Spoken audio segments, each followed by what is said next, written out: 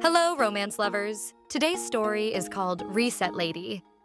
If you enjoy our videos, don't forget to like and subscribe. The story of the main character begins from the moment when she slowly woke up from sleep and saw in front of her a certain woman with a long braid and dark hair who called her Miss Karen and asked her to wake up. The protagonist herself was lying in a bright room on a soft bed, next to which was a servant who was still telling the mistress to get up because she needed to get ready for something, while Karen was rubbing her eyes from sleep. The girl with dark hair smiled at the main character and came closer to the curtains, intending to open them, also telling the lady that today is her birthday, and then she needs to get up early to be ready for anything. But when the girl opened her purple eyes, looking at the ceiling with an empty gaze, she thought that this was far from her real birthday, which she was 100% sure of, because she was reincarnated in this world. The thing is that the girl found herself a long time ago in a novel that she had read once, and which looks like a red book with gold ornaments, which is quite thick and beautiful, which can be said about the story itself. And now she seems to be lying not on the bed,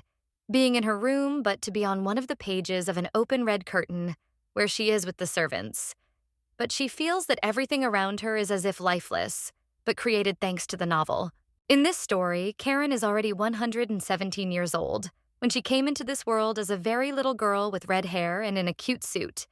remembering that the novel itself tells a love story, incredibly banal and boring. And according to the story, Karen, who dreams of real feelings and true love, does not accept the love of her fiancé,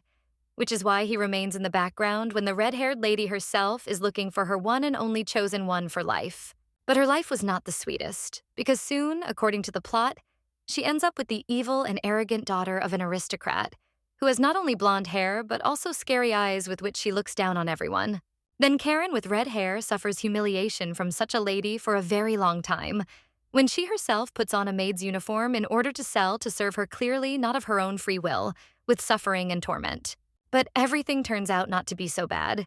because in the novel she meets her only fiancé with blonde hair and incredibly handsome appearance, with whom she dates and, looking into his eyes, realizes that she feels sympathy for him. And after that, as in the most magical fairy tales with a happy ending, they sweetly dance a waltz, just the two of them, intending to live their whole lives together happily as husband and wife, because Karen is already dressed in a magnificent snow-white dress. However, failures and grief still overtake the happy Karen in the novel, because the last page of the book describes how she, having drunk a glass of red wine, dies, falling to the floor in blood, spilling the drink on the white floor. And when the girl drinks the poisoned wine, she realizes with horror that the nightmare is starting all over again, because a year ago the heroine woke up under a tree when it was raining heavily, and she, with horror on her face, touches her neck, because there was a noose on it. At that moment, she again overcame her fears to reunite with her fair-haired fiancé, which is why she hugged him tightly.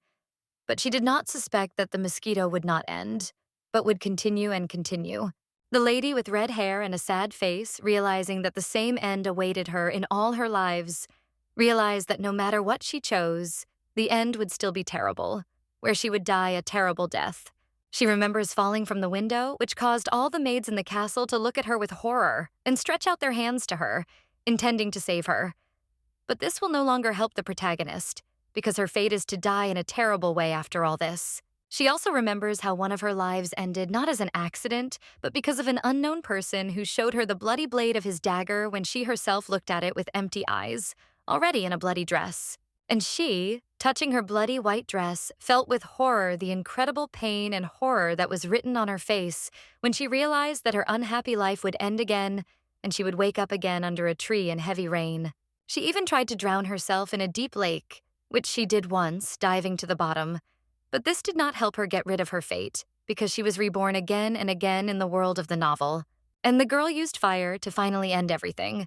because one day she was surrounded by huge clots of flame that were getting closer and closer to her, which forced the lady to hide in a corner. But there was also another peculiarity that appeared every time she woke up in the garden under a tree, because there was always a gold coin in her mouth, which even now, being in bed, she examines, realizing that it is already the 100th, because the lady managed to accumulate a huge sum thanks to her reincarnations. The strange object in the mistress's hands was also noticed by the servants, who looked suspiciously at the coin in the lady's hands and asked what it was, holding something of her own in her hands. Having told the hotel worker that it was just a good luck charm in the form of a coin, she fell silent while the servant was near her and doing her own thing, telling her that she just loved to tell fortunes with a coin and even offered to do so to her. After telling the lady that if the coin landed on heads, she would have a happy life. And if not, not so much, the servant told Karen to toss a coin, and the heroine did so, causing the gold object to spin in the air. The coin fell into the red-haired girl's palm, causing both of them to stare at the coin to see which side it landed on and what it would reveal about the protagonist's fate. As it turned out, she did not get heads, which meant that this time the girl would suffer all her life. But when the servant told her that everything was completely wrong, she was already looking at her reflection in the water when she held a wash saucer in front of her. And the next moment, the lady was sitting quietly on a chair while the maid was combing her hair. She was listening to her story about how she would soon be engaged to Dulan, whom she had known since childhood, so he should understand her better than anyone else. But suddenly, the red-haired lady turned to the servant and addressed her, calling her Nancy and asking her if she wanted to exchange partners, since she did not want to marry Dulan, and she thought her husband was handsome. And when Nancy laughed, and the heroine said that she was just joking, she imagined Nancy with a rope in her hands and a manic look, realizing that in fact she was ready to do anything for her man, even agree to murder. Once again, the heroine puts on a pink corset, which incredibly suffocates her and which Nancy pulls on her, asking the girl if she has someone else besides Dulan, because she needs to dress so beautifully for a handsome groom. Then the girl did not answer Nancy in any way, and therefore after some time she was already at the celebration, where she was incredibly beautiful and memorable. But her face depicted only calmness, because she was going to this celebration not for the 1st or 10th time. And while all the aristocrats were looking at her with admiration, gossiping about her, behind them the heroine already saw that very groom named Dulan, who was holding a bakaz in his hand and was waiting for her at that time. Approaching a not very pleasant-looking man, the lady asked Dulan if he had been caught in the rain on his way here, because his appearance, to put it mildly, was very strange. And when the kelpie dripped from him, he would just sigh tiredly and tell the lady that if she were to be his wife, she should already be submissive and not tell him anything that might upset him. But that didn't stop Karen. Noticing that she was again in a familiar place, hearing the same melodies, seeing the same people for the 100th time, the heroine devastatedly raised her head up and said that she felt like she was in hell from which she could not escape. And when Dulan said, "Passerby, this is their destiny," the girl looked at him with her empty eyes and asked what he just said, but the guy meant that they were destined to be together, no matter what. He hurried to take her hand in his, which was not only very pale, but also had numerous scars on it. And at that moment, he told the girl that even if she didn't like something, there was no choice, and they should become a couple. Karen looked at her chosen one in silence, as did Dulan, realizing that this was her 69th dance with the groom, from whom she could not escape. Because every time she died, everything began again. Behind her, the girl heard the suitor apologizing to his lady for stepping on her foot. But Karen was not surprised by this, because she had already seen this 45 times, having managed to be reborn more than 100 times. And behind Dulan's back, the girl saw a waiter who clumsily dropped a tray with glasses, which she had seen for the 78th time already, and none of it surprised her anymore. Because of this, she looked as if she were not alive. And when they began to dance slowly, making circles around the surprised aristocrats, all the ladies and guys around them began to whisper that Dulan looked very pathetic, and they even pointed at him, which she felt was right. But suddenly, when the main character got tired of being pitied for the 100th time and Dulan being humiliated, she decided to change everything, because she grabbed the guy by the collar and was already going to drag him somewhere, when she realized that he too felt the humiliation of society. She told him to just follow her, but the surprised guy asked the lady where exactly she was taking him, to which the protagonist did not answer and remained silent, dragging him through the crowd of aristocrats to the exit of the celebration hall. With the thought that she had something she had never tried, the girl continued to drag Dulan along with her through the dark corridors with high windows, but he could not resist her, so he followed her in a hurry, asking what she was doing. The lady understood that only she remembered what was happening in the world, and therefore she did not need to worry about others. And it was with these thoughts that she led Dulan to a dark room with the doors slightly open, telling the guy that if they were engaged, she could do whatever she wanted with him. Having laid Dulan on the bed, which was in the mysterious room, the girl already wanted to try with him something she had never done before.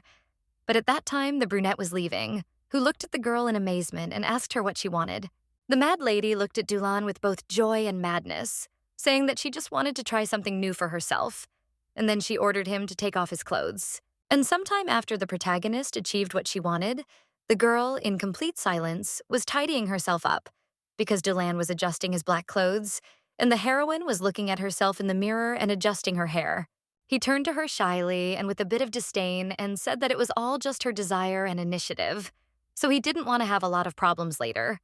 But this didn't surprise Karen either. Karen only hurried to take his arm and ordered him to lead her into the hall, because they still had 3 dances to dance, and Dulan in response only sighed with fatigue, realizing that not everything was over yet. And as soon as they were back in the center of the hall, they both again heard gossip from the ladies and aristocrats around them, who were whispering that if it weren't for Dulan's inheritance, Karen wouldn't have had to marry him. But the lady was surprised that this time Dulan behaved quite calmly and balanced, although this is very unlike him,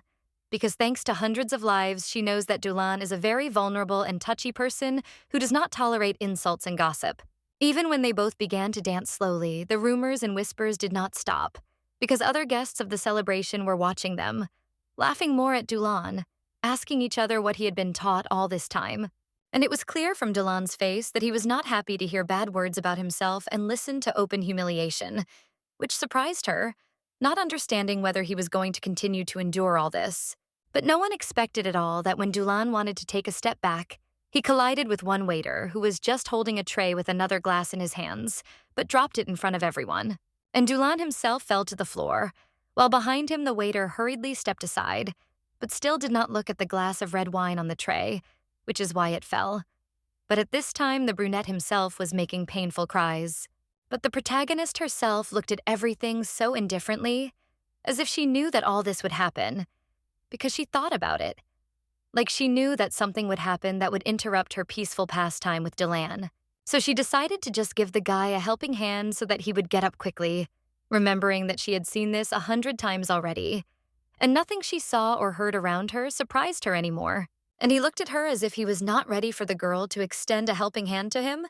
and so he raised his black eyes to her and looked at Karen with displeasure, as if he was already tired of everything. His failures, falls, and ridicule. But the main character herself did not show him her true emotions because she did not want to laugh at him, like all the people around her. But on the contrary, she looked at him with understanding and calmness, waiting for the moment when he would accept her help. Absolutely all the guests of the party looked at them and laughed at them, but this did not stop the main character, who still intended to help her fiancé, extending her hand to him, when all the aristocrats laughed just because of this. In her head, the lady was already imagining how, after some time, Dulan would pour wine on the head of the very servant who had caused him to fall,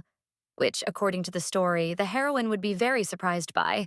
but she would still not refuse him. Without using the girl's hand to get up, Dulan hurried to his feet himself, looked menacingly at the waiter, who turned out to be the culprit, and ordered him to get lost, to which the waiter responded with fear, saying that he would immediately carry out his order. And to the surprise of the main character herself, who looked at all the events with amazement, Dulan did not yell at the waiter, much less pour wine on him, but simply stood in front of her and took her hand, offering to continue dancing. This surprised the protagonist so much that she looked at him with genuine shock, because for the first time the protagonist did not act as it was written in the novel, but restrained himself, preferring to continue the dance and not waste time and energy on anger. The thought that everything could change for the first time, if Dulan had not acted as it was written in the book for the first time, made the lady remember herself, or rather her long red hair and violet eyes, because she is Karen in the novel. And now, when the main character was back in her room, sitting at the table and looking at the coin in her hands, she thought that after spending so much time in Karen's body, she had discovered a couple of patterns. The first and most important thing she understood was that all her lives begin in a garden where there is a heavy rain, and she herself ends up under a tree in a snow-white dress and with a rope around her neck, as well as with a coin in her mouth. She also noticed that she was unable to live in the world of the novel for at least 1 year because she died, finding herself in a grove with white flowers, after which everything returned to the beginning, and she again found herself under a tree with a coin loop. Holding in her hands the gold coin that she was examining, she realized that each time it was not just a shiny thing, because the coin had an individual, never-repeating number. The lady with red hair tossed a coin up with an indifferent face and asked herself in front of the mirror if she would ever be able to break the system and stop everything, or if she was doomed to live like this, dying painfully and finding herself under a tree again. She remembers how in one of her lives she tried to eat so often and so well that when there were many dishes on the table in front of her, Karen still ate them all in order to change her life. But this did not affect anything. Also, the girl in one of her lives was involved in charity work, having run away from home with the intention of never having any contact with those she had been surrounded by in the past. But this did not help her because simply handing out bread to children and teenagers had no effect. She even tried to poke herself, which led her to imagine how she once attempted to fall down the stairs and break as many bones as possible, which she succeeded in doing. But she kept waking up in the body of the novel's heroine, Karen. Karen remembers how maids often came to her after she fell down the stairs, but did not die, but became paralyzed, because of which others had to look after her. And the girls came to her to wash her with a basin of water, and she cried, because she couldn't move a single part of her body, which is why she had to just lie there and wait for the moment when she would die again, cursing those who left her to rot in bed without the right to die. But now, when she was again twirling the coin in her hands, she noticed that the thing itself bounced off the table and fell to the floor, which is why the curious Karen looked at it, as if to find out what the gold object would show her this time. Heads or tails. She looked at the coin and indifferently realized that even if she wanted to take revenge on all the people who hurt her in past lives, it would be pointless, because only she had the ability to be reborn. And all the others did not remember anything that she had in her memory. Remembering the pages of the novel on which she wrote the lives of all the characters, the lady realized that even if she did not take revenge, but wanted to ask people for help, nothing good would come of it. And she thought so because of her past. She remembers how in her 48th life she was covered in blood and begged Dulan to help her. He turned away from her and replied that he would not bandage her, even if she was covered in blood. Before that, he had talked to her about the engagement and refused to treat her. After that, she spent a whole year in bed when a certain blonde man came to her and somehow took care of her, wiping her face from sweat with a rag, because Karen was very ill and wanted only to die. And in her 58th life, she met a blonde of noble birth named Isila, who was her rival, who shouted at her and asked how she could take away a man named Raymond from her. Then she was in the role of a maid, bowing to her mistress. But when other maids lifted her up, she screamed desperately and stayed to prove that everything was wrong. But at that moment, Isila had already ordered others to kill her, because she died from burns when the blonde ordered the servants to pour boiling water on the heroine. And her 18th life out of more than 100 ended because of Isila's father, who one day picked up an axe and was already walking towards the protagonist with a very scary look, when he himself is supposedly a nightmare for everyone, a destroyer of happiness. And he decided to swing an axe at her head, saying that she had stolen his daughter's happiness, implying that in this same life she had married a blonde man named Raymond, with whom Isila was also in love. Remembering that very red book in which the whole plot was written, the girl began to wonder more and more how long all this would continue, and when it would end. If even in her 100th life she could not find a way out of it. Imagining dark shadows with scary eyes that seemed to follow her everywhere, she realized that everyone in the novel wanted her dead and was doing everything to achieve this, which each time seemed true to the protagonist. And she herself found herself alone in this dark world, where there is only her and no one will help her, because of which she now does not know how to act correctly and what to achieve, if each of her lives lasts only a year and ends differently, but terribly. That's why this time she decided to toss her gold coin, which caused it to spin quickly in the air, while the main character hoped for the best, although she did not believe that something better was in store for her than another painful death. But what happened next surprised her very much, which is why she even hurried to bend down to the coin that fell on the floor to take a better look at it with unusual emotions. Imagining all those people who killed her painfully and cruelly, she realized that although they did not remember what they did to her in her past life, she understood perfectly well that she was very angry with them, and therefore even wanted revenge, although she knew that it was useless. And when she realized that even though she would have to take revenge on an unusually large number of people, she knew that she had an endless amount of time to do it. She noticed that the coin did not fall on one side, but stood on its edge. She looked at this miracle curiously and quite calmly asking herself in her head why she had not thought about revenge before, because this could be at least the only purpose of her existence if she had fallen into an endless loop of lives. Picking up the coin in her hands and continuing to examine it, the girl with bright red hair and purple eyes realized that she had just wanted to do something bad in one of her lives, and revenge was perfect for that. And remember that she always remembered herself next to Raymond, being happy. In a wedding dress and with a smile on her face, when they danced together, she realized that all this time she had hoped for love, which was supposed to change the world. But now she was disappointed. Now, when she decided to squeeze the red rosebud with all her might, as if it were she, mutilated by everyone, but still beautiful, she realized for herself that it is not love that changes people,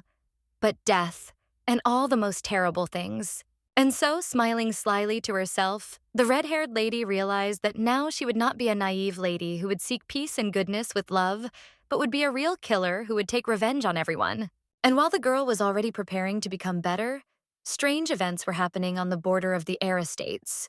which are her estates, because several people were looking at the fallen horse, which broke its knee, and understood that it would not get up again and would not be able to do the work. And the blonde's father, Verdick, looked at the injured horse and was not happy about the problem, calling the animal a real nasty thing, wondering what to do if there were problems with transport. Knocking on the window of the Crete, he ordered his daughter to get out of the carriages, which after a while caused a curious blonde with blue eyes named Isila to look at him, asking the couple what had happened. And when her father held her hand so that his daughter could safely descend from the carriage to the ground,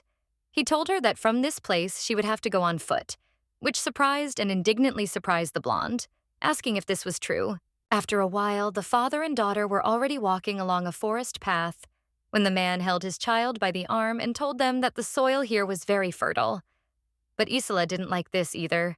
She could barely walk and said that she wouldn't come here again because her heels made it difficult for her to walk on the soft ground. But when the couple saw houses surrounded by trees in the distance, Isila's father told his daughter that since the land here was excellent, they could harvest a great crop and make money from it, and there were few people here, and the costs for improvement were low. Holding his daughter's hand, the blonde man told the lady that if he got these lands, he would let her manage them, which would be a good lesson for her before the wedding and a good experience. He said this with a kind smile and the hope that his daughter would become as successful as he was in the family business. But when the blonde realized that if she became a good manager, that perhaps Raymond would notice her and become interested in her, she looked at her dad with a smile and promised that she would be an exemplary manager and would develop her dad's business. After some time, the father and daughter decided to go to a modest church with a light exterior and several windows, which was located in a small settlement to meet the locals. Already in the church, Verdick was talking with other artists when we find his daughter herself next to him,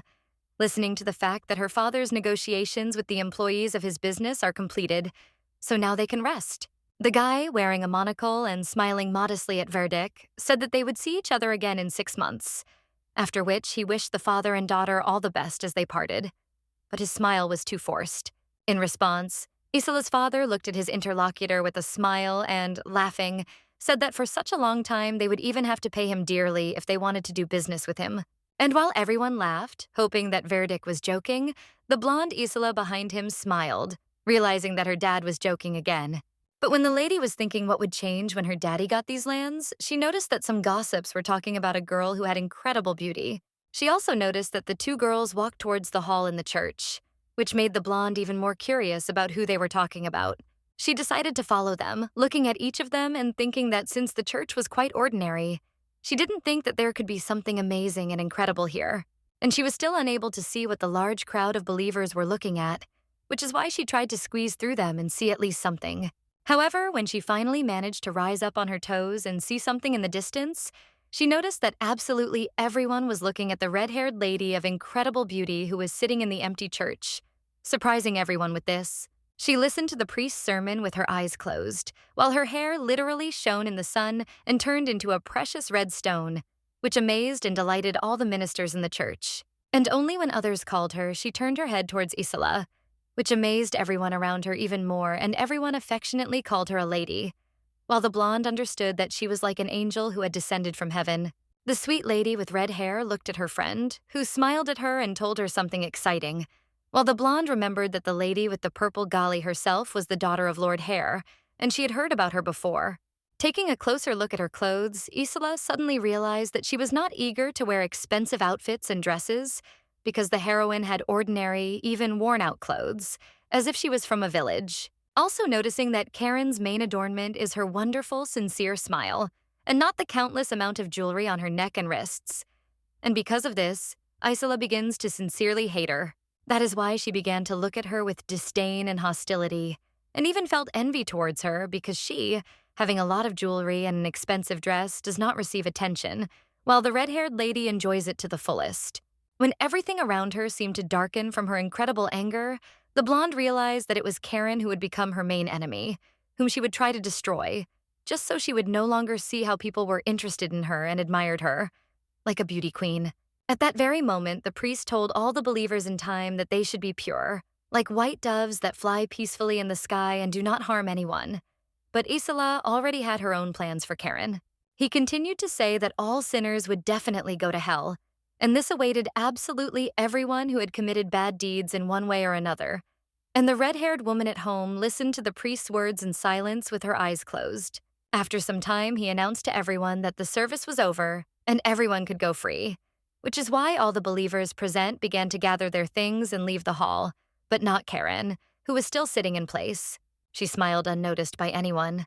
whispering that God had not heard her prayer, even though she prayed to him every night and day, intending to free herself from endless suffering, and that was why she was disappointed in him. But as soon as she said this, Dulan suddenly appeared in front of her, grabbed her by the shoulder, and whispered to her angrily that she should not desecrate the sacrament of the prayer service, which she was currently attending, with her heresy. However, she merely waved her hand in front of Dulan's face, causing him to step aside and remembering that the fact that he himself stood at the pulpit of this church was already sufficient desecration. Suddenly, she noticed a blonde named Isila in front of her, who smiled at Karen and said that she hoped that they would get along, because she lived here and she was going to build a business on these same lands. Dulan was not happy about the appearance of a certain lady, and therefore began to ask Karen who it was. And the red-haired lady calmly answered Isila that it was her fiancé, and also pointed at the black-haired church minister with her hand. In response, the blonde with the luxurious dress and jewelry on her neck smiled, putting her hand to her cheek, and told Karen that she heard that she was getting married, but she didn't think that she would choose Dulan as her groom. And in her words, there was actually a dark odest, because people looked at Karen with a smile and pretended to communicate with her. In fact, they thought that she was a real pathetic creature if she chose such a poor man as a groom to live here. She even told Karen that they were right for each other, and if not, she was sure that they would still be happy, which surprised Dulan even more, looking at the blonde with stunned eyes, when the protagonist herself calmly responded to Isila with gratitude. Noticing the shiny white dress that Isila wore to the simple church, Karen began to smile and think that this was the 100th time she had met her, and each time the fashionista chose only the most lush and elaborate outfits. At this moment, the lady came to life, looked at her interlocutor in surprise, and asked her why she suddenly said that she seemed to like one of her decorations on her neck, if she was looking at it like that. At that moment, a bell seemed to ring around her with new ideas regarding revenge, which made her look at the train of her rival's dress with an even bigger grin, realizing that she had not changed a bit, but remained the same as in her past lives. But the blonde noticed that the red-haired lady could not take her eyes off her dress and especially the necklace on her neck. She laughed, telling that such a precious thing was given to her by her own fiancé, as if mocking her and Dulan. In response, the heroine only grabbed Dulan by the arms and smiled at her rival, saying that it was very sweet, while Dulan was even more indignant about what had happened, telling his bride that these were all worldly goods and there was no need to envy them, but Karen had no plans to do that. And all because the protagonist already had a great desire to hang Isila on her own beautiful necklace, thereby depriving her of life with the help of her own things, which she so arrogantly tries to brag about in front of her. That is why she smiled terribly and ominously, looking at Isila's necklace with a thirst to quickly fulfill all her terrible desires and take her first revenge, which Isila does not even suspect, thinking that Karen is simply jealous of her. She imagined herself looking at the dead Isila and talking to her with a smile, but it was all her necklace's fault, with which she tried to elevate herself among others, and that's why the lady with purple eyes was laughing at her now. Isila squeezed her palms so hard in her imagination that the blue fabric with which she strangled Isila became more and more taut, depriving the blonde of life while Karen talked, who was only enjoying her revenge. And also, so that the girl would not be upset because her beloved could disappear, Karen provided how she put her necklace in her palm, laughingly telling the deceased lady that now he would never part with it. Sometime after the girl had been to church and was already heading home, when the golden sunset fell on the large and tall building in which she lived, all the servants noticed something strange. The thing is that Karen walked so cheerfully that literally everyone turned around to look at her and understand what Madame was so happy about. But they also had no idea that Lendi was happy only because of the thought of revenge. Appearing in front of her palace, the previously crazy and unhappy Karen, who knew no end to her grief, suddenly began to simply stand among the bushes with flowers and laugh as if she was truly happy. Just remembering in her head what she could do to Isila, namely, hang her and put the necklace in her bloody hand, Karen realized that now only thoughts of killing all the enemies in the world filled her mind. And so she laughed out loud as if there was no one around, because now Karen does not intend to tolerate bullying and will do everything to take revenge and feel the sweet taste of revenge. The next day, blonde Isila still couldn't find her favorite necklace in the Hare family palace, which is why she opened all the drawers and looked at all the furniture, frantically trying to find it because it is her favorite thing, which she is ready to boast about for the rest of her life. Even in her nightgown, the blonde had already begun to look for it all over the room and was getting even more angry, realizing that she had put it on yesterday in church, and now she couldn't find it, even after searching all the cracks and dressers in the bedroom. At that moment, the servant Nancy decided to enter her room, holding a glass container with clean water for her morning wash. But when she politely greeted her mistress, she had no idea what a bad mood she had been in since the morning. Standing next to the large bed in which the girl slept, the blonde fell silent, and the first thing she did after a while was ask the servant how exactly she got here yesterday, because Isila herself did not remember anything. But the brunette with blue eyes did not answer this question directly, but only looked at the lady doubtfully and answered that she herself fell asleep during the prayer service in the church, so she does not know what happened to her. This angered Isila so much that she suddenly approached Nancy and started yelling at her, asking where her necklace had gone. But the brunette remained calm, asking what she was talking about. The blonde shouted again that it was gone, but Nancy, who had suspicions about Isila, looked at her with distrust and contempt, not understanding what the lady, who had been inadequate since the morning, meant. Realizing that even the servants would not give her a clear answer, the girl with blue eyes hurried to check the closet with her dresses and examine each of them, asking Nancy with fury where her necklace had gone. And while she was doing this, the attendant calmly poured water into a basin especially for Isila to wash herself. But the lady did not even care about washing herself, because she was thinking only about the necklace that she hoped to find in the closet. Isila intended to find her favorite decoration at any cost, but when the brunette said with a sly smile that if it wasn't in the closet, then she couldn't help. But this hurt Isila more. After Isila ordered the servant to turn around and explain her words, Nancy did so, saying that she should now be primping and washing herself, because breakfast was already waiting for her, and not searching for something. Thinking that the servant was being rude to her, the blonde immediately came closer to her in order to hit her on the cheek with all her might, which caused the brunette with the braid to even move away from her a couple of steps. The blow caused the lady to fall to the floor, but Isila did not even plan to help her, but only shouted at her, asking if she had stolen her necklace, since she was behaving in her opinion so impudently and ill-mannered. Her screams seemed to be heard even in the street, because the young girl with golden hair was screaming at the dryad and ordering her to immediately find the necklace that was missing from her, as if it were her personal servant. But in response, Nancy only looked at her with the same smile as if mockingly, not intending to follow her orders but feeling a strong pain in the lip area,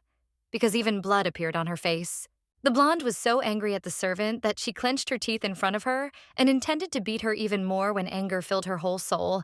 She could no longer stand Nancy calmly smiling at her in front of her, but she was unable to do something more terrible to the girl, because the main character suddenly entered the room in a beautiful, dark dress, followed by many servants, and who asked Isila what was going on here. However, the blonde's anger and indignation did not subside, so she turned to the protagonist with great rage, shouting to everyone that her necklace was missing, and that was the only reason she was making so much noise. And just like Nancy, the red-haired lady remained calm, looking at Isila with her violet eyes and asking her which necklace exactly she had lost, which looked a little suspicious and feigned. Even clenching her hands into fists in indignation, the blonde began to mutter through her teeth that she couldn't find anywhere that very necklace that she had on her just yesterday and that she carried with her everywhere. Also looking at Nancy, who at that time stood up on her feet and held her wound with her hands, Isila told Karen that the servants were also behaving quite suspiciously,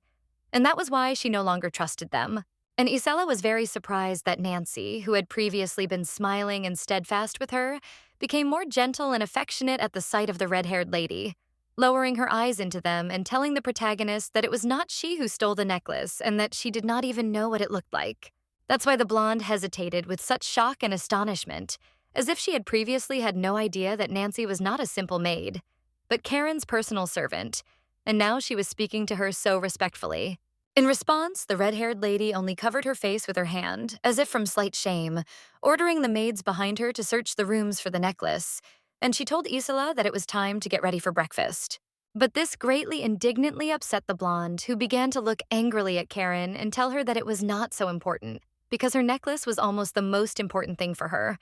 and the loss of it could greatly upset her. However, she immediately stopped talking because she saw something behind Karen that made her wary, and everything around seemed to turn black and dark, like in a bad dream. The thing is that she saw in the doorway the terrible eyes of the servants, who looked at her and did not look away, because of which in the magical darkness their glowing eyes were even more mysterious. But the girl herself did not understand what was happening, because she just wanted to find her thing. That's why she looked at them with fear and caution, trying to find an answer to the question of why the servants were looking at her so fearfully. But at that moment, Karen already wanted to turn to her. Having said Isila's name, the red-haired lady clearly wanted to ask her something, but the blonde, turning her head towards her with displeasure, only asked what she wanted from her, still not having calmed down from her anger. And at that moment, when the violet-eyed woman looked at Isila with frightening devastation, she put her hand on the shoulder of her servant in the name of Nancy, and said menacingly that she should understand that the brunette was her personal servant. It seemed that the blonde wanted to object to Karen, but did not do so because she blushed with shame, but still began to look at the lady with feigned pride and contempt, as if now she would not trust everyone around her. After some time, the servants at Karen's estate were already looking for that very necklace of Isila's, which is why the maids checked every corner, talking among themselves about how the blonde had arrived to them yesterday and had already caused a stir. Even on the street, the butlers and maids checked every blade of grass to see the lady's necklace, but they found nothing even when the day was approaching sunset, and they still examined every lawn and bush. It was with this problem that the heroine turned to her father. She could not calm down, which is why she rushed around the room and told her dad about the missing necklace, while he himself sat on the sofa and listened to her. He responded to her claims by looking sternly at her and saying that he was not going to worsen relations with the Hare estate just because of some trinket that his daughter had already managed to lose. The blonde, with a very capricious character, just sat down on the sofa in front of her dad and asked him what she should do now, because the necklace was a gift from Raymond himself, whom she considers her main fiancé. The lord only turned away from her and began to think more diligently, realizing that for everyone around the necklace was of no use to anyone, because it was not even an engagement ring from his daughter's fiancé. But Isila thought only about this decoration, and no one else. At that moment, the heroine's fingers began to shake for some reason, which made the lady wonder why she felt so uncomfortable, as if she felt something terrible approaching, when her fingers were already in the dirt, because she had been digging everywhere with them in order to find the decoration. Remembering just the groom of his daughter, who has a beautiful appearance, proud posture, personal weapon, uniform, and beautiful hair, Lord Verdict began to wonder why he chose his daughter, if he is the hero of the country and could have chosen a wife of more noble origin. This was precisely what was bothering the man with blue eyes, which made him look at the floor and think. It was strange that the hero of the country wanted to deal with his daughter, clearly keeping some kind of plan to himself, if among all the noble ladies of higher status he chose her. Once again recalling Raymond's appearance, his green eyes and blonde hair, Verdict thought that he was the debtor in their family, and therefore he would not be able to escape, also not having the character for it. That's why Dad took his daughter by the hands and looked at her, telling her that he could get her a similar necklace, but the blonde still answered that she didn't need anything else, but wanted the exact necklace that her fiancé had given her. At that moment, Verdict seemed to realize that he had raised her daughter a little differently than he had planned, because Isila did not want to make concessions to him even when he told her about all the difficulties of the situation. Then he decided to calmly get up from the sofa, straightening his collar and telling his daughter that it was her own fault and that she needed to take better care of her things, which made Isila even more indignant, asking her father how he could say that. As a result, Isila had to walk sadly down the hallway and think about how her fiancé, Raymond, would definitely be upset if he found out that she had so irresponsibly lost the necklace he had given her. She was still unhappy with the whole situation and had no intention of leaving everything alone, so she was angry, continuing to walk down the corridor and realizing only that she was very tired of all this, although she only wanted to find what turned out to be lost the next day after use. And she approached a certain mysterious, dark door to open it and enter the room, wearily thinking that she already wanted to return home and never return to such a strange place as this palace with Karen. With her wounded hand, she firmly grabbed the door handle and began to pull it towards herself, hoping to find the necklace at least in this room. But she had no idea what a surprise awaited her in the bedroom. The thing is that the weak light from the corridor first fell on the floor, which turned out to be completely bloody. There were such large pools of blood on it, as if a person had been killed in such a terrible and dark place. And the heroine noticed something in the depths of the room that shocked her, suddenly froze in place, trying to make out in the darkness what in a nightmare she had never dreamed of. Because the blood turned out to be only the beginning of the horror that she was about to see. And all because in the room, which had a neatly made bed, some furniture and thick curtains, not only was there blood visible, which was spreading in large puddles across the floor, but also on the bed was the main decoration of the interior in the form of a human head which was looking straight at the doorway. Right in front of this head, Isila's brows sparkled with various reflections and remained clean and seemingly untouched. But the heroine was no longer so happy with such a find, because the way she found it plunged her into horror and real fear. She decided to walk across the bloody floor and enter the scary, silent room with incredible shock on her face, not taking her eyes off the bed on which she saw a real human head. Because of it, she did not believe her eyes. Noticing not only the outline of the Grolvoa, but also the dark braid, because of which Isila immediately remembered that very servant who was still alive in the morning and smiling at her,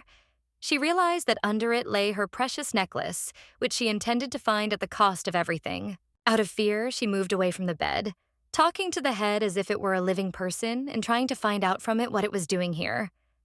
But out of horror, Isila herself felt how beads of sweat quickly flowed down her face, her legs themselves forcing her to retreat back from the bed, her light, expensive dress more and more covered in blood, while the girl was overcome with real fear and the realization that she was not even in a dream, but in reality,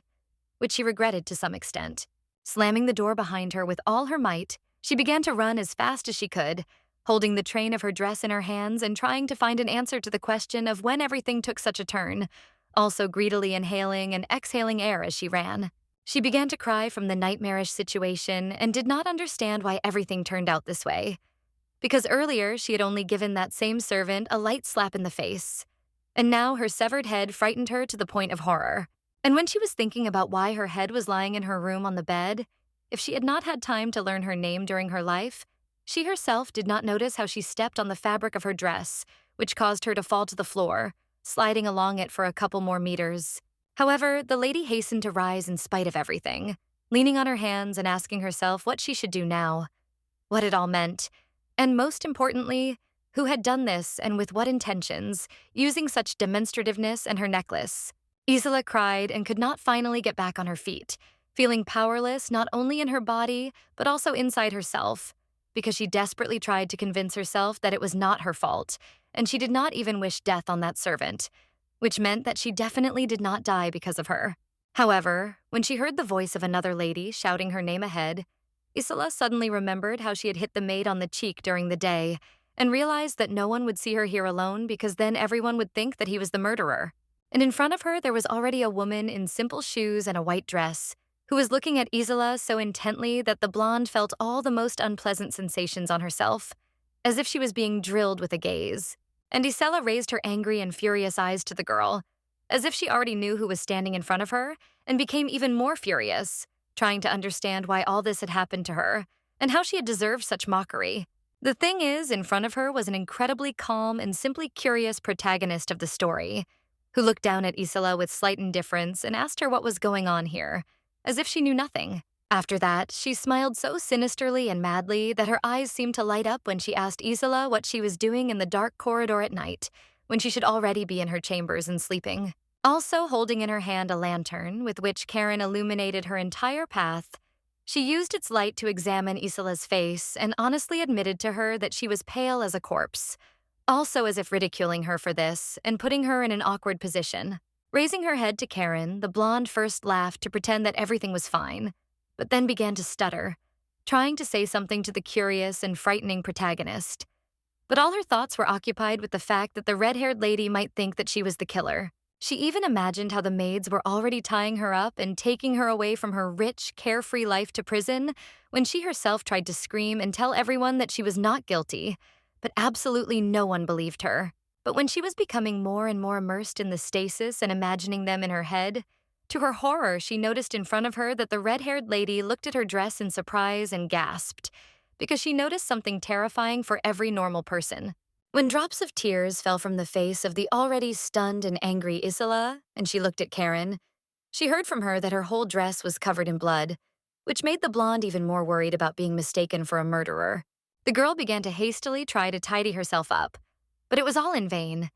because of which she simply looked at her Vidi, tried to come up with an excuse but stuttered and could not utter even a word from fear and pain. But when she realized that it seemed that everything was lost and the red-haired lady definitely considered her a murderer, she did not expect at all that Karen would remain calm and would even extend her a helping hand, offering to get up and go to her room together. Stunned by such words, the blonde again raised her head to the girl and asked her what she meant,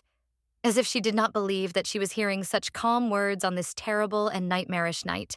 which she would dream of in terrible dreams and, it seemed, all her life. But this is exactly what Karen, ruthless to everyone, is trying to achieve. But what surprised Isila even more was that the red-haired lady, whom she had previously considered her greatest rival, smiled at her more times than anyone else had in recent times. Karen did so this time as well, telling her that she would keep her secret no matter what. Isila still raised her hand to accept help from Karen, but she looked at her with bewilderment, asking what secret she was talking about,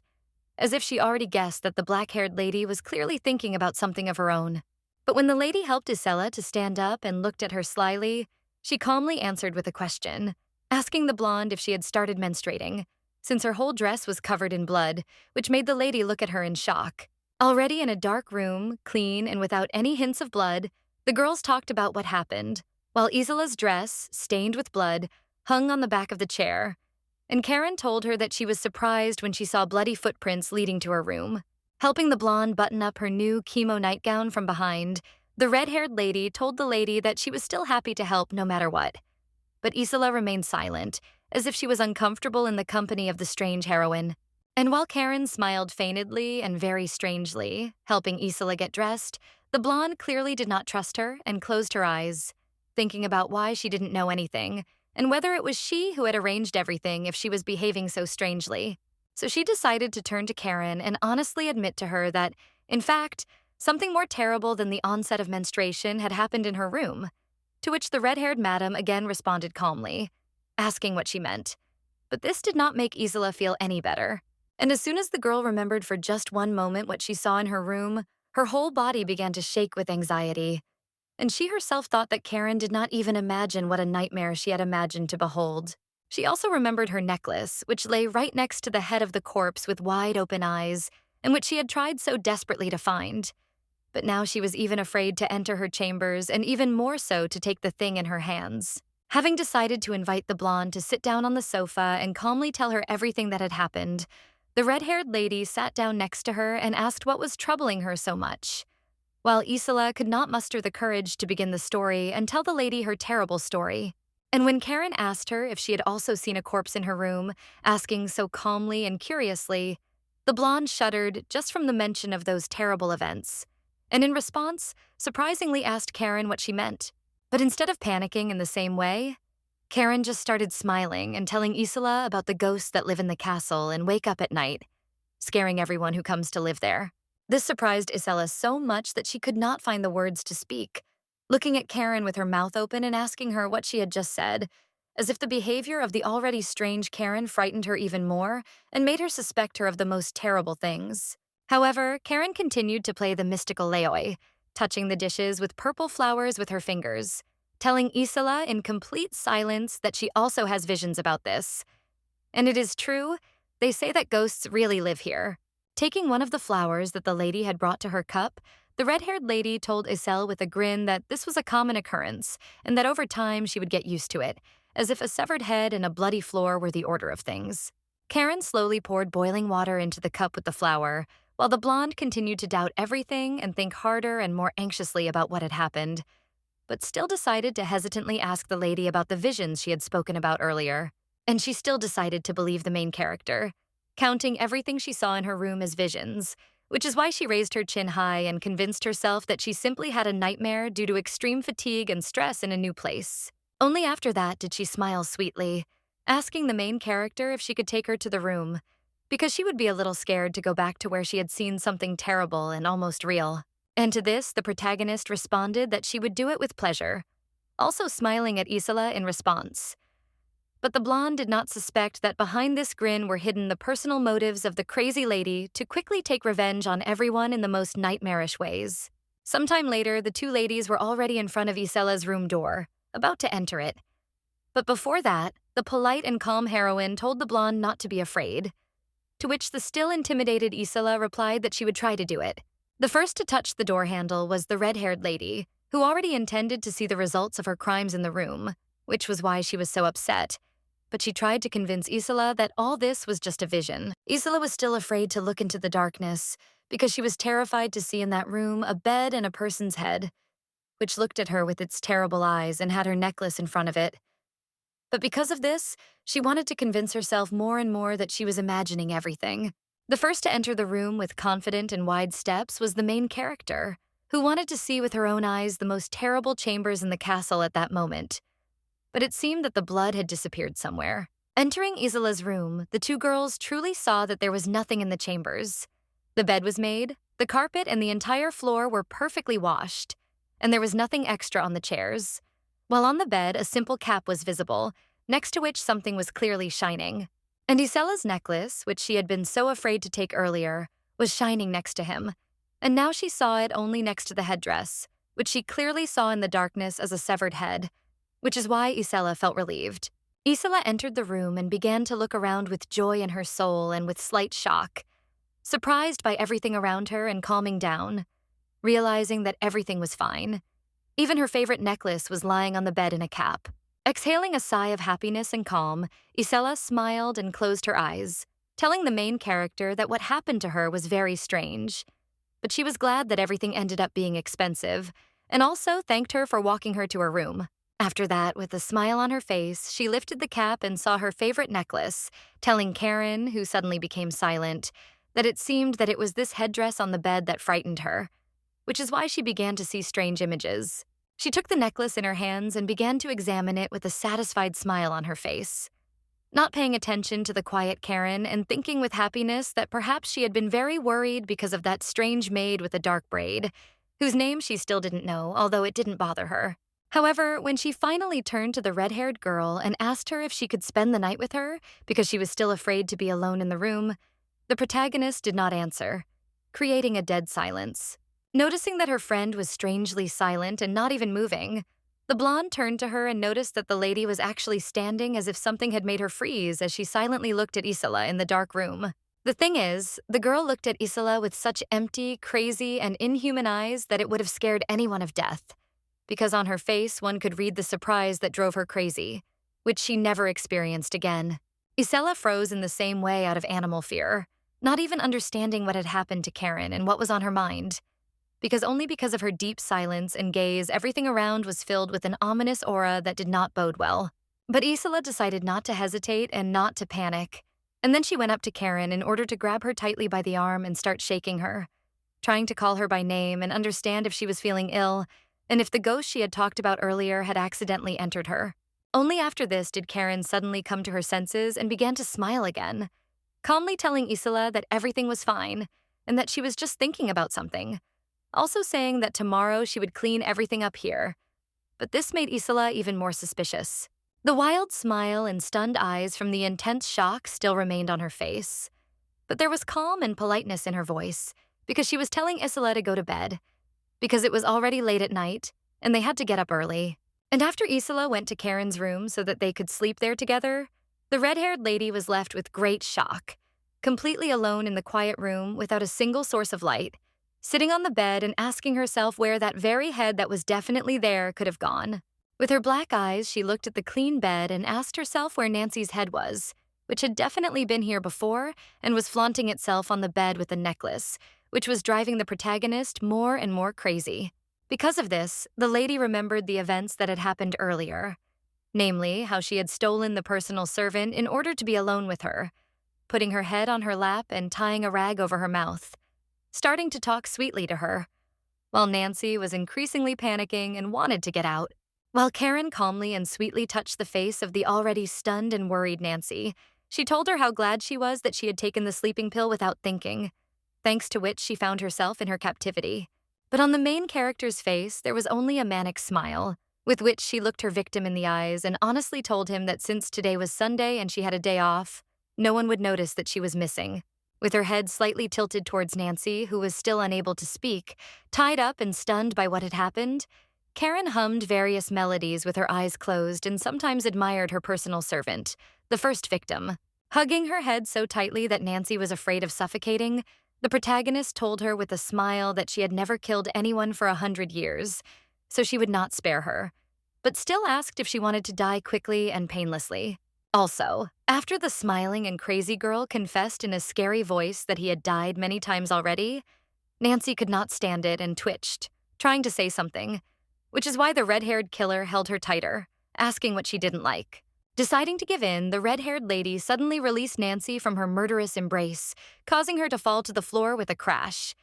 But that was exactly what the heroine wanted, because with a calm face she told her that she would let her free herself if that was what she wanted. And Nancy still hoped that she would be able to escape from the crazy lady, so she tried to be strong and twitch, despite the pain and shock she was experiencing. But as soon as she fell to the floor, she saw a beautiful necklace right in front of her, sparkling in the sun,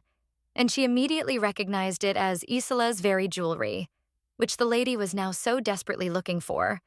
which is why she wanted to say something, but could not do so because of the fabric that covered her mouth. Demonstratively taking the fallen jewel into her hands, the red-haired lady stood up from her seat and looked at her maid with a smile, telling her that she had not changed at all in any of her lives. After that, moving a little away from the fallen Nancy, the protagonist threw the decoration on the floor and told her first victim that if this was her first murder, she would do it properly, in a proper way. And the unfortunate servant wanted to reach out to the necklace with her hand, hoping that if she did this, she would be able to save herself.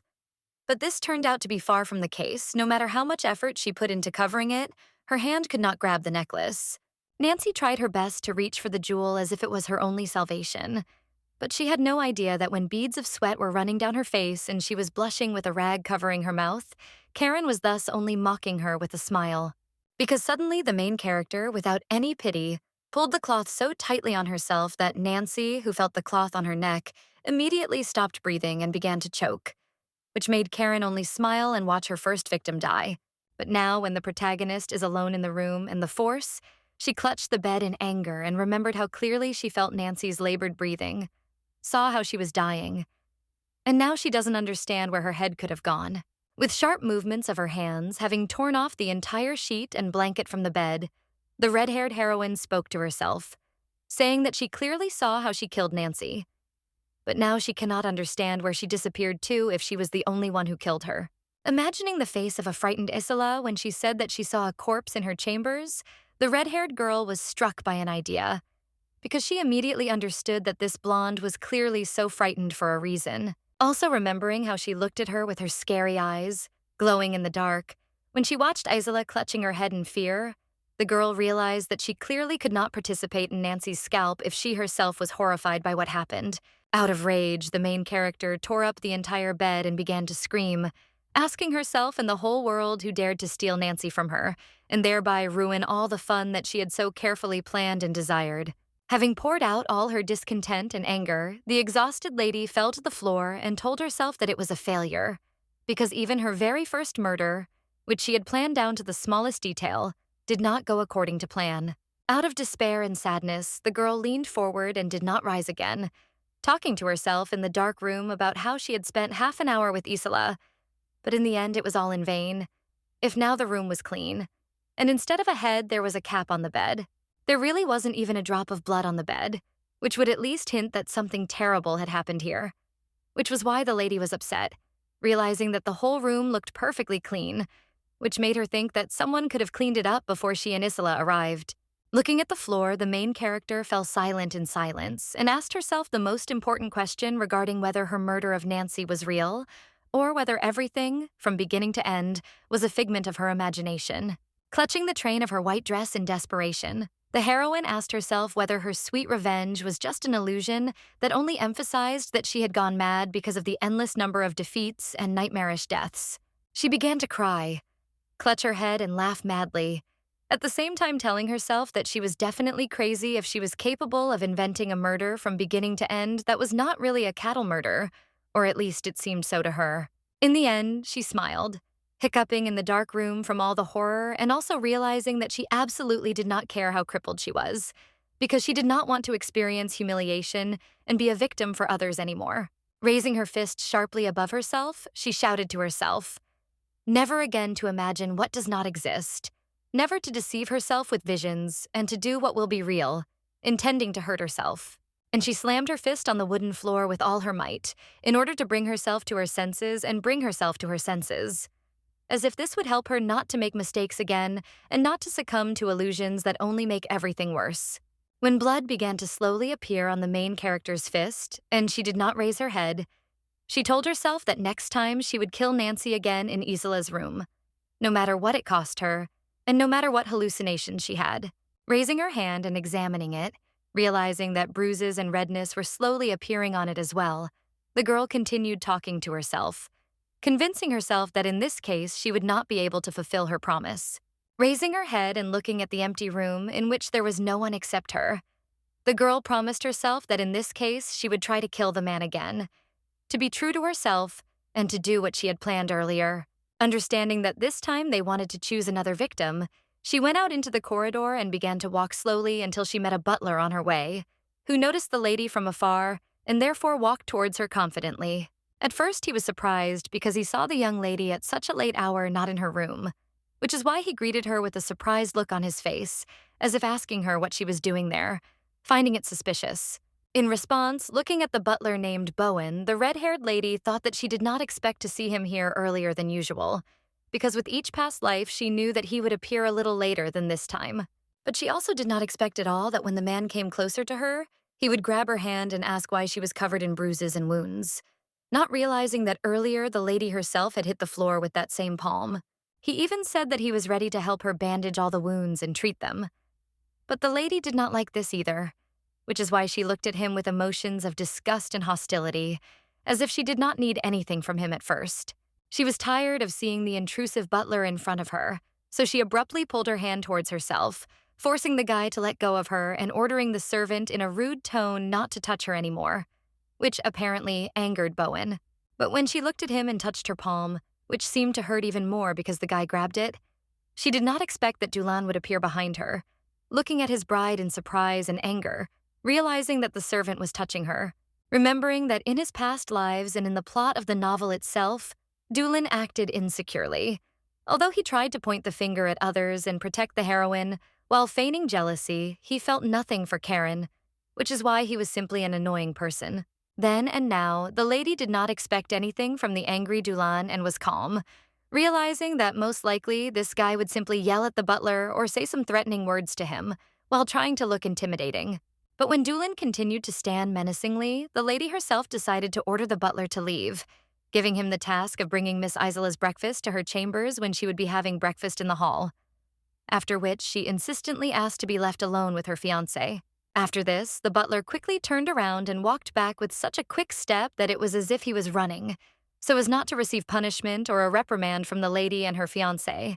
and they stood at him and watched as the servant gradually disappeared from sight. But when Dulan looked askance at the lady and asked her if she was trying to protect him from that butler by such an act, the red-haired lady turned away from him and sighed, not understanding how fate had brought her together with such a man as a preacher in the church. And before they parted again, the heroine suddenly put her hand on his shoulder and thus forced him to return, while she told him not to forget to pray today. And in a couple of hours, she would come into his room to exchange words. However, Karen herself did not expect that the previously withdrawn and unremarkable Dulan, who was never interested in anything, would suddenly grab her hand with his intentions, which is why the heroine would even be scared, but would be much more outraged by this. Frowning with anger, she looked into his eyes and wanted to pull her hand back, but she was unable to do so because the guy was grabbing it too tightly, which made the lady wonder what right he had to hold her. But, as it turned out, He just wanted to look at her wounded hand and, with slight shyness, offer her to bandage the wounds and treat them. Because no matter what kind of relationship they had,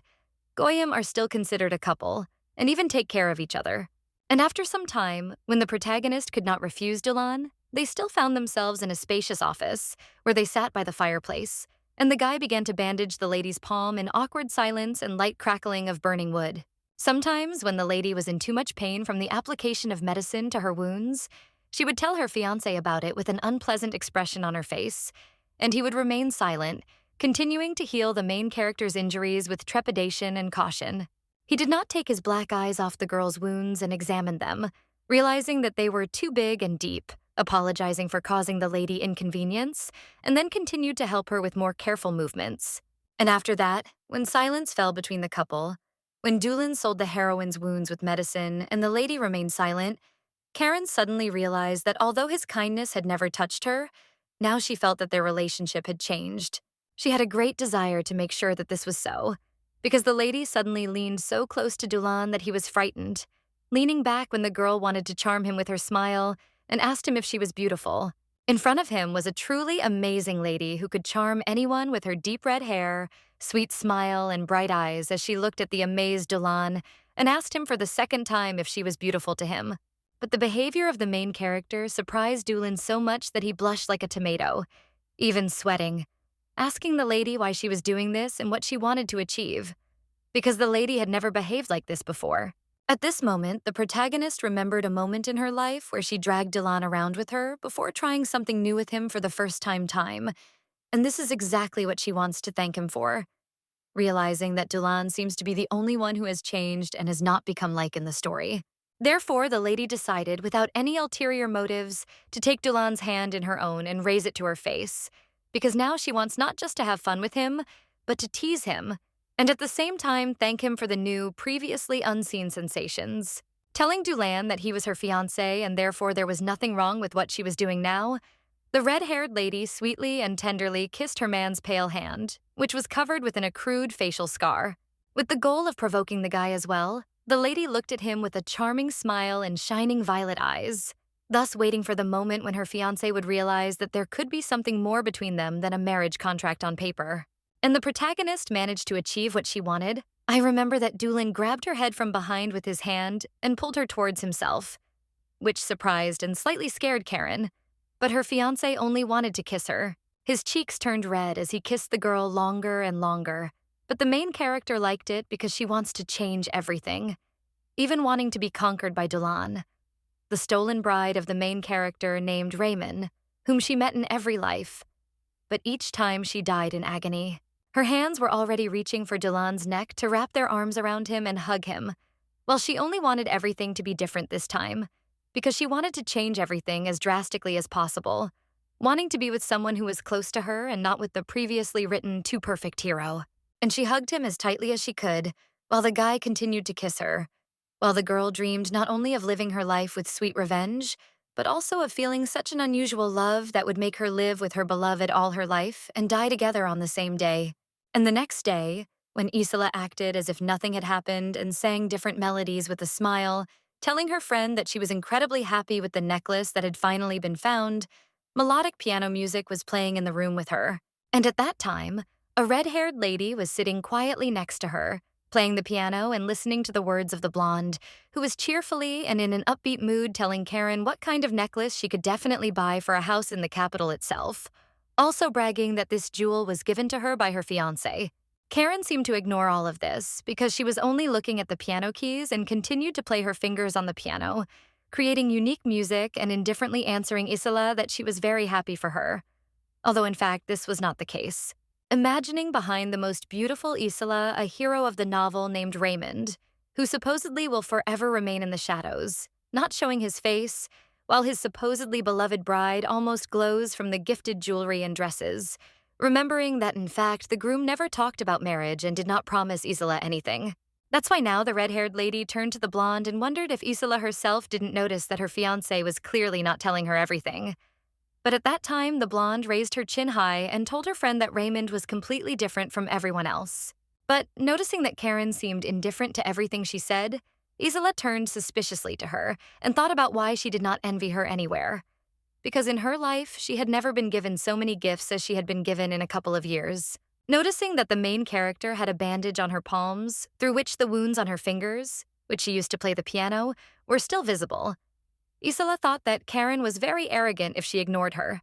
not even paying attention to her wounds. The blonde decided to sit down next to her and ask why she plays this instrument now.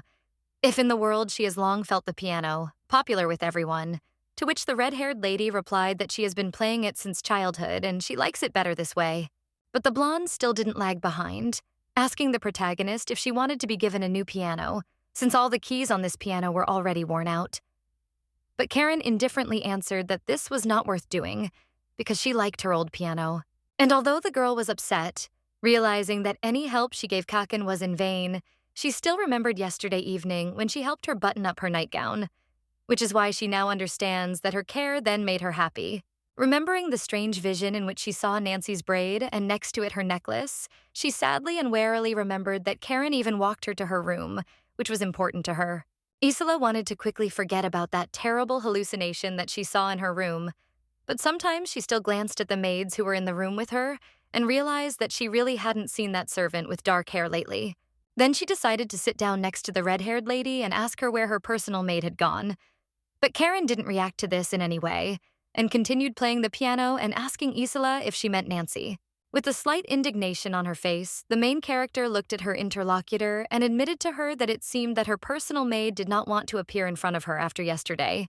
hinting that the blonde had acted a little rudely towards her. But in response, the girl with golden hair said that this was unlikely to be the case, also waving her hand, which is why the indignant and even more angry Karen fell silent, looking at her with furrowed brows, trying to withstand Isila's character. However, there was, as it turned out, another meaning in her words, because the lady with blue eyes looked at the floor and said that her obsession, which she had managed to see earlier, was too terrible to consider the servant simply missing because of it. And when Isila confessed to the main character that she had seen that same maid with her throat cut, Karen looked at her with a shocked look, which clearly depicted horror and shock, because she had previously thought that the blonde had no idea about something terrible. Immediately after this, Isila calmly spread her hands and turned away from Karen, saying that she knew that it sounded like nonsense, but she still decided to share with her visions and experiences on this matter. But in her head, the protagonist already remembered how she looked at her first victim with a crazy smile, perfectly recalling that she strangled Nancy and did not cut her throat. And therefore for her these are not simple words, although for Isila they are a trifle. In her mind's eye, she had images of Nancy's neck already darkening with bruises and abrasions caused by the rag around her neck. But now she wondered who had done this to her servant, if now even she was not sure that she had killed her. That's why she fell to the floor with her eyes painted on and began to frantically think about who could have done this to the servants, if, as it turned out, she wasn't the only one who would try to become a murderer with harsh methods of reprisal. After some time had passed, after the blonde and the main character had been studying music, Isila was alone in a bright room, where she was walking back and forth, clearly thinking about something too hard and excitedly. The thing is that Isila was biting her nails from stress and could not understand where the maid had gone, whom she had previously hit on the cheek, because now her disappearance did not seem simple and uninteresting to her,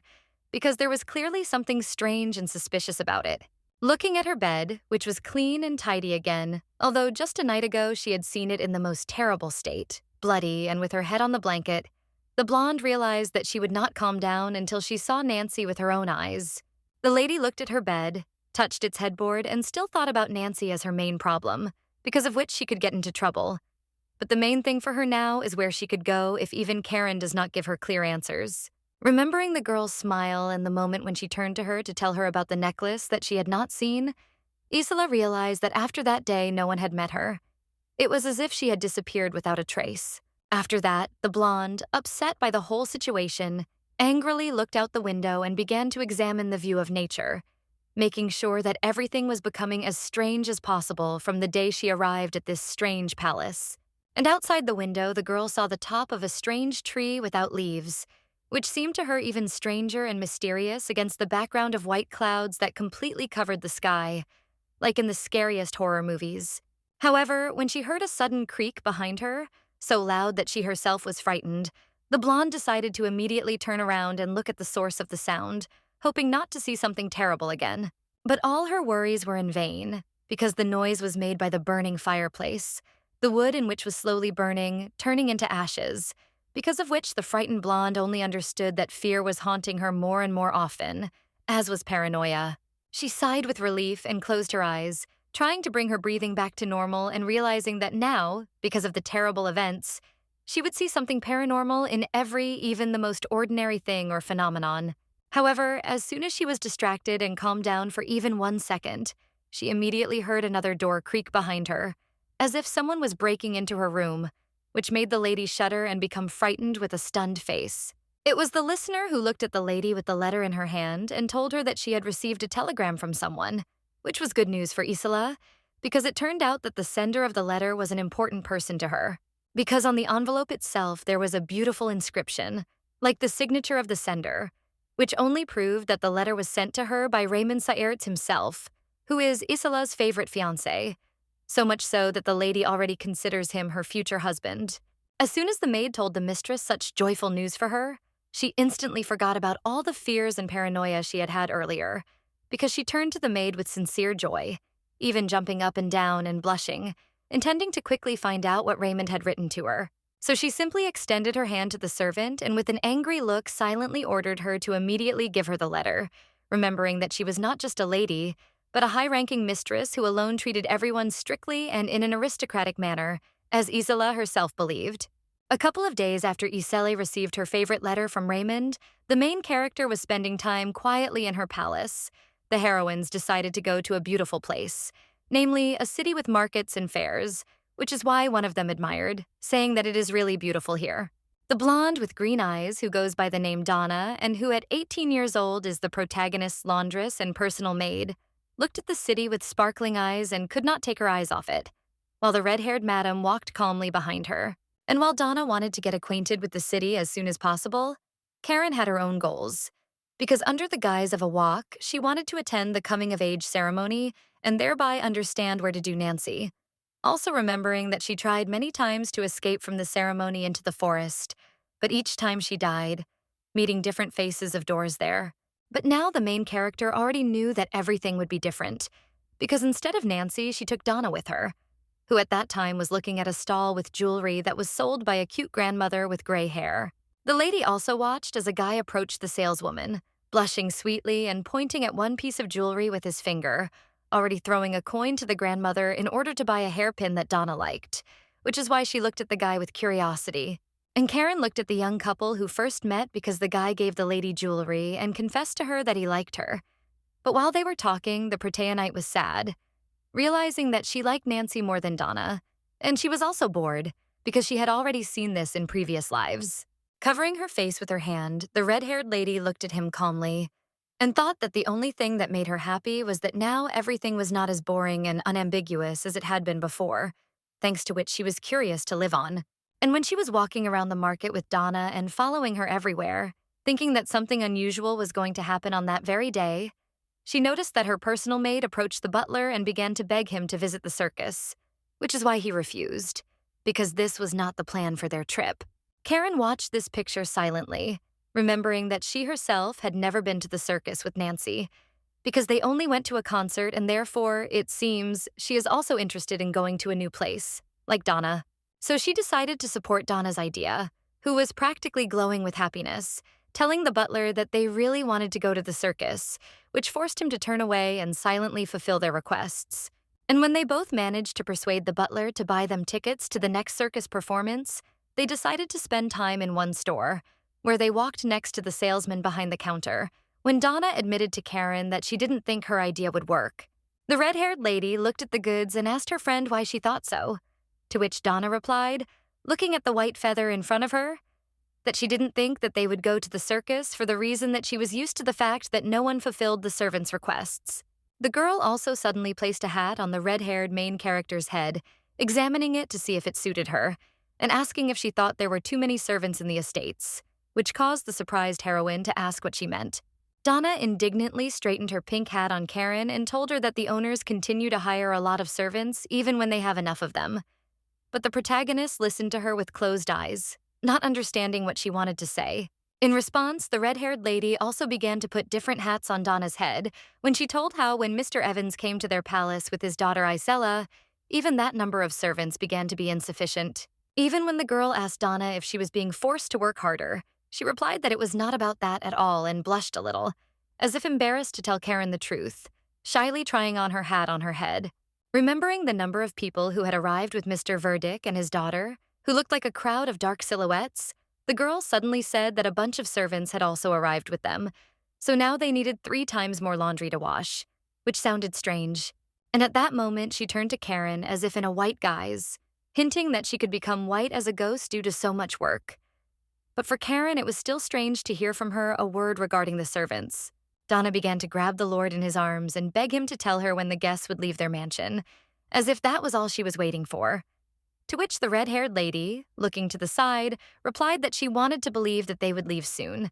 but she couldn't promise anything. Also, when Karen remembered that, in fact, according to the plot, the Evans family will not leave them until the moment when they are all destroyed as enemies, she noticed that Donna next to her began to talk about how a certain Sarah recently complained about Isila, which interested Karen. Imagining a silver tray in her hands, Donna Sarah indignantly told her mistress that Isila disliked one servant only because she did not bring her a letter on a silver plate and did not present it to her in such a beautiful form, but simply accepted it in her hands. In response, the red-haired lady only laughed, saying that her family, the Hares, was poor enough to allow their guests to bring their things on silver and gold trays. Karen's words made Donna think and say that she didn't mean at all that her family was very poor.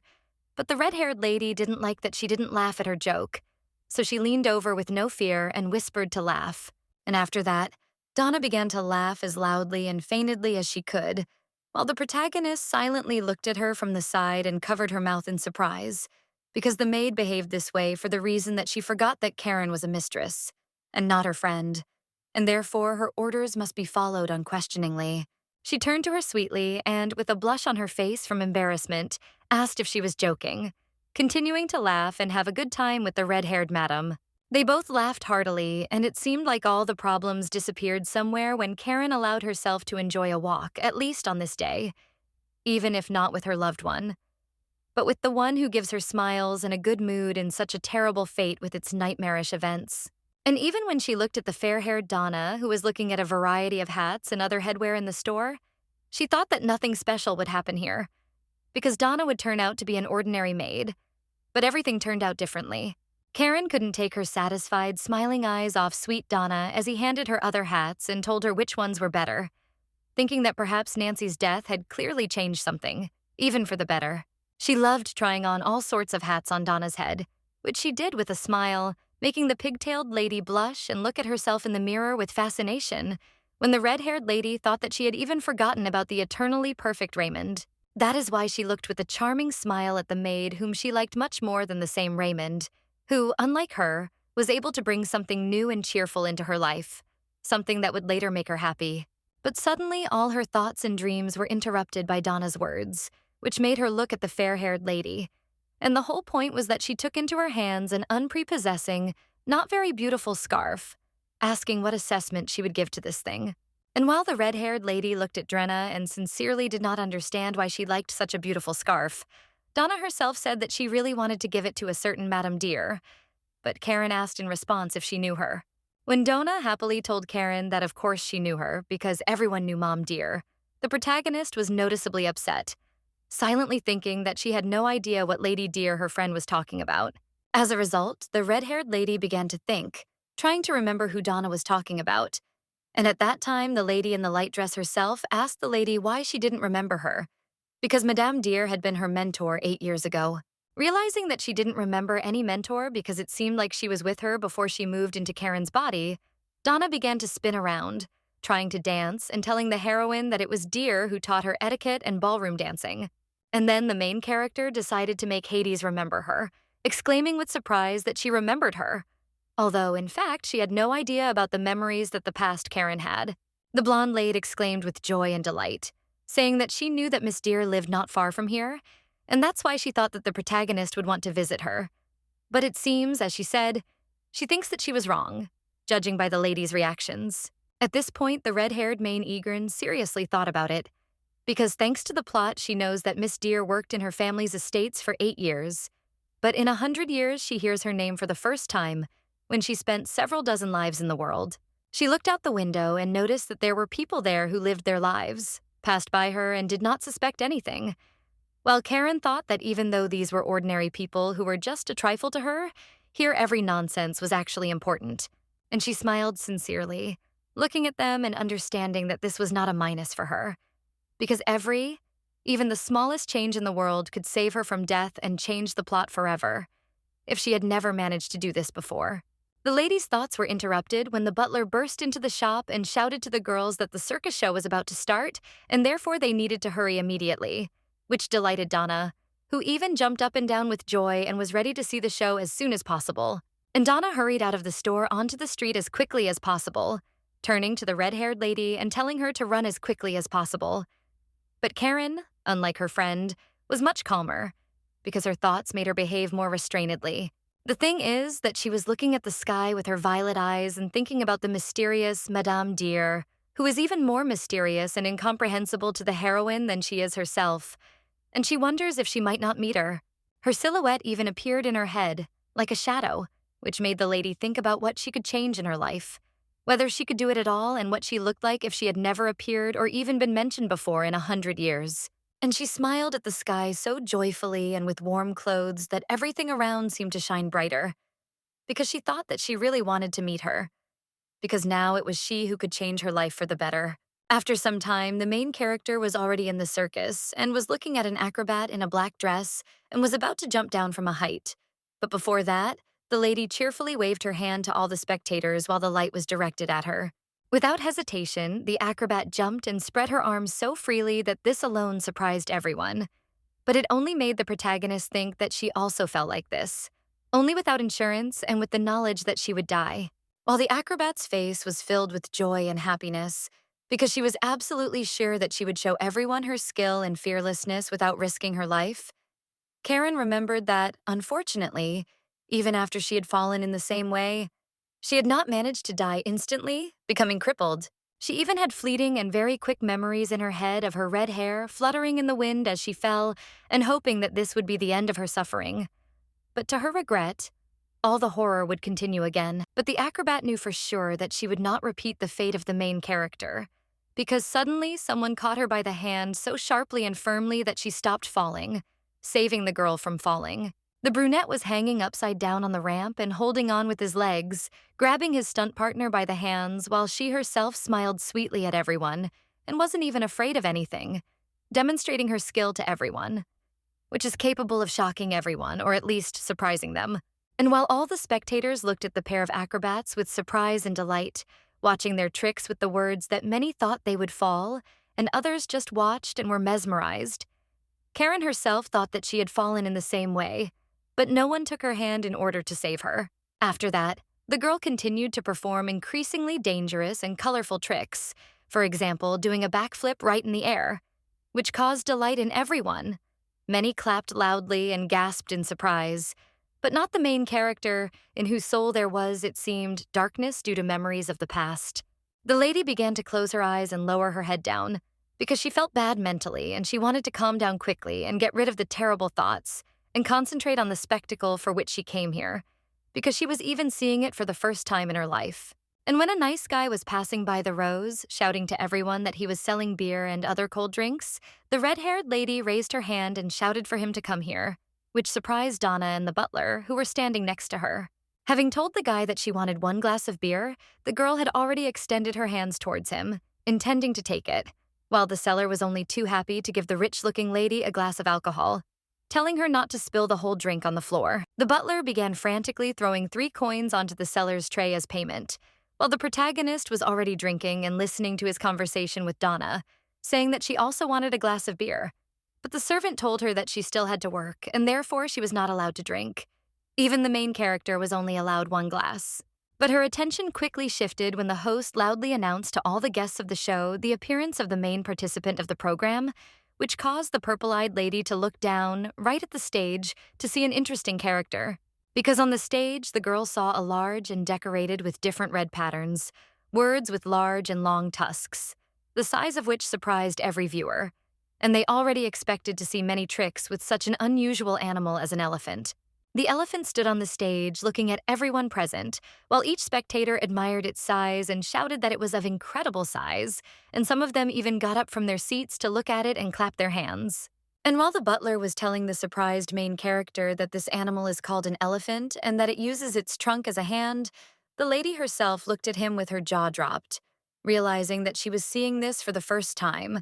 not even noticing that she could spill beer on her dress. While Donna was thinking about how cute the elephant was and Karen was in no hurry to call him Makim,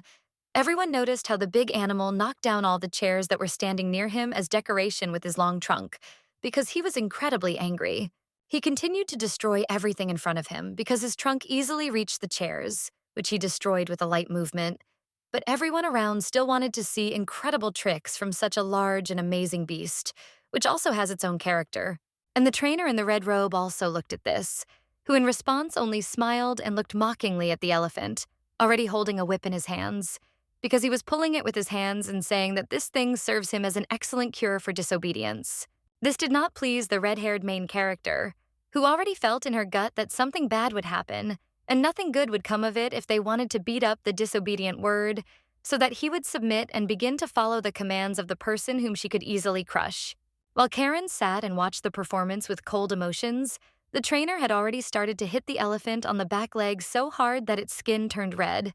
But he continued to hit it further and further, which made the elephant even more angry. While the elephant looked at the trainer, a confident man who stood there and seemed to know what he was doing, looking at the elephant under the screams of the spectators, the protagonist thought that she was similar to this elephant because fate also makes them suffer, leaving no other choice. And this only made the spectators admire and smile wider, raising their hands up and waving them as if the show had already begun.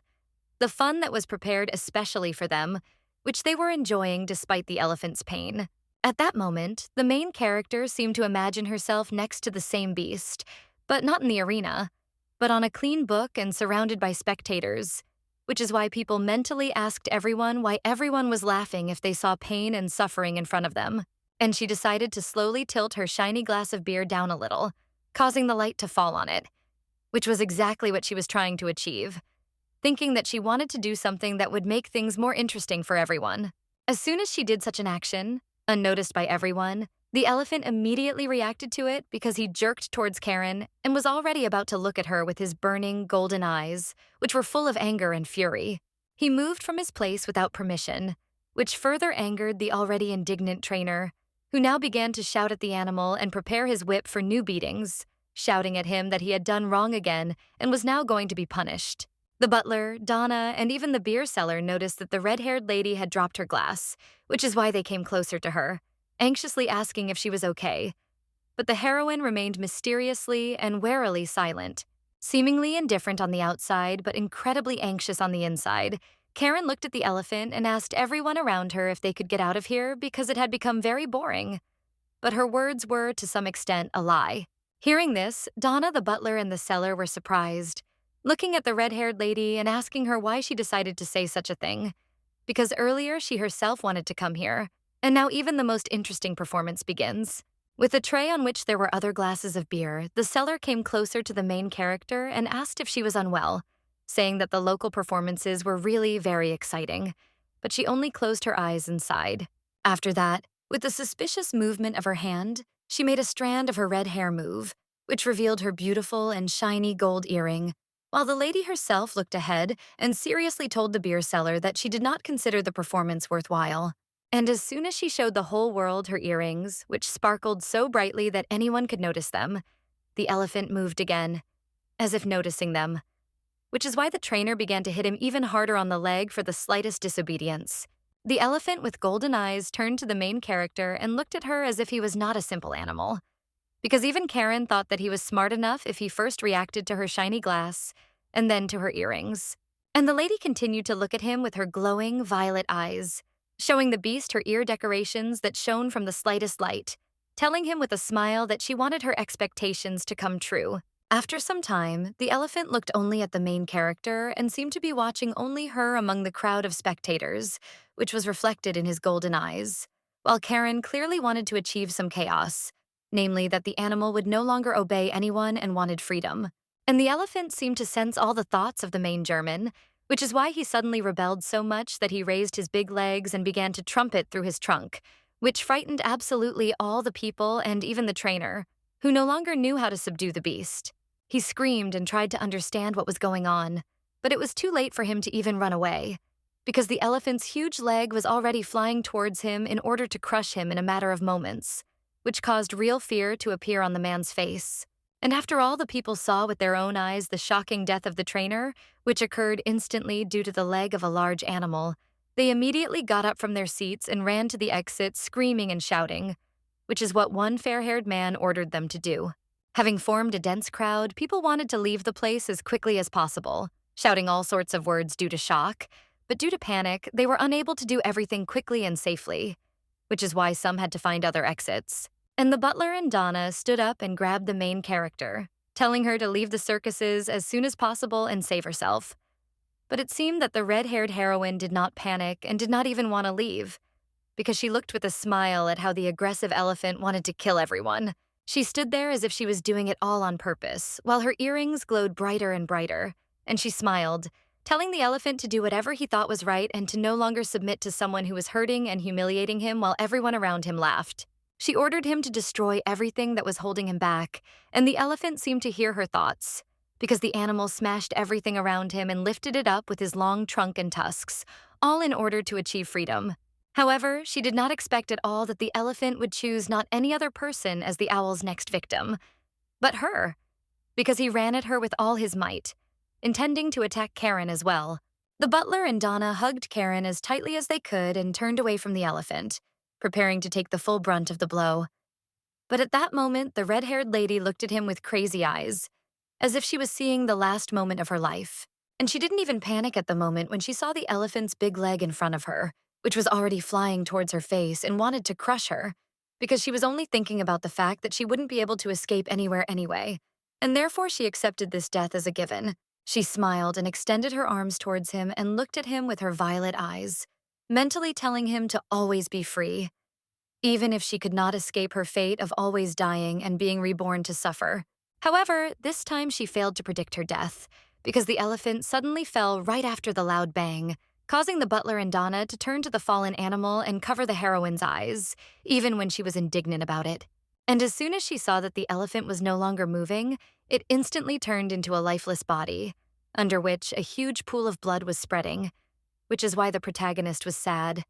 realizing that it was all over, and she had not managed to save his life. She looked at him with emptiness and sadness, which is what Donna and the butler were doing behind her, listening to the deathly silence.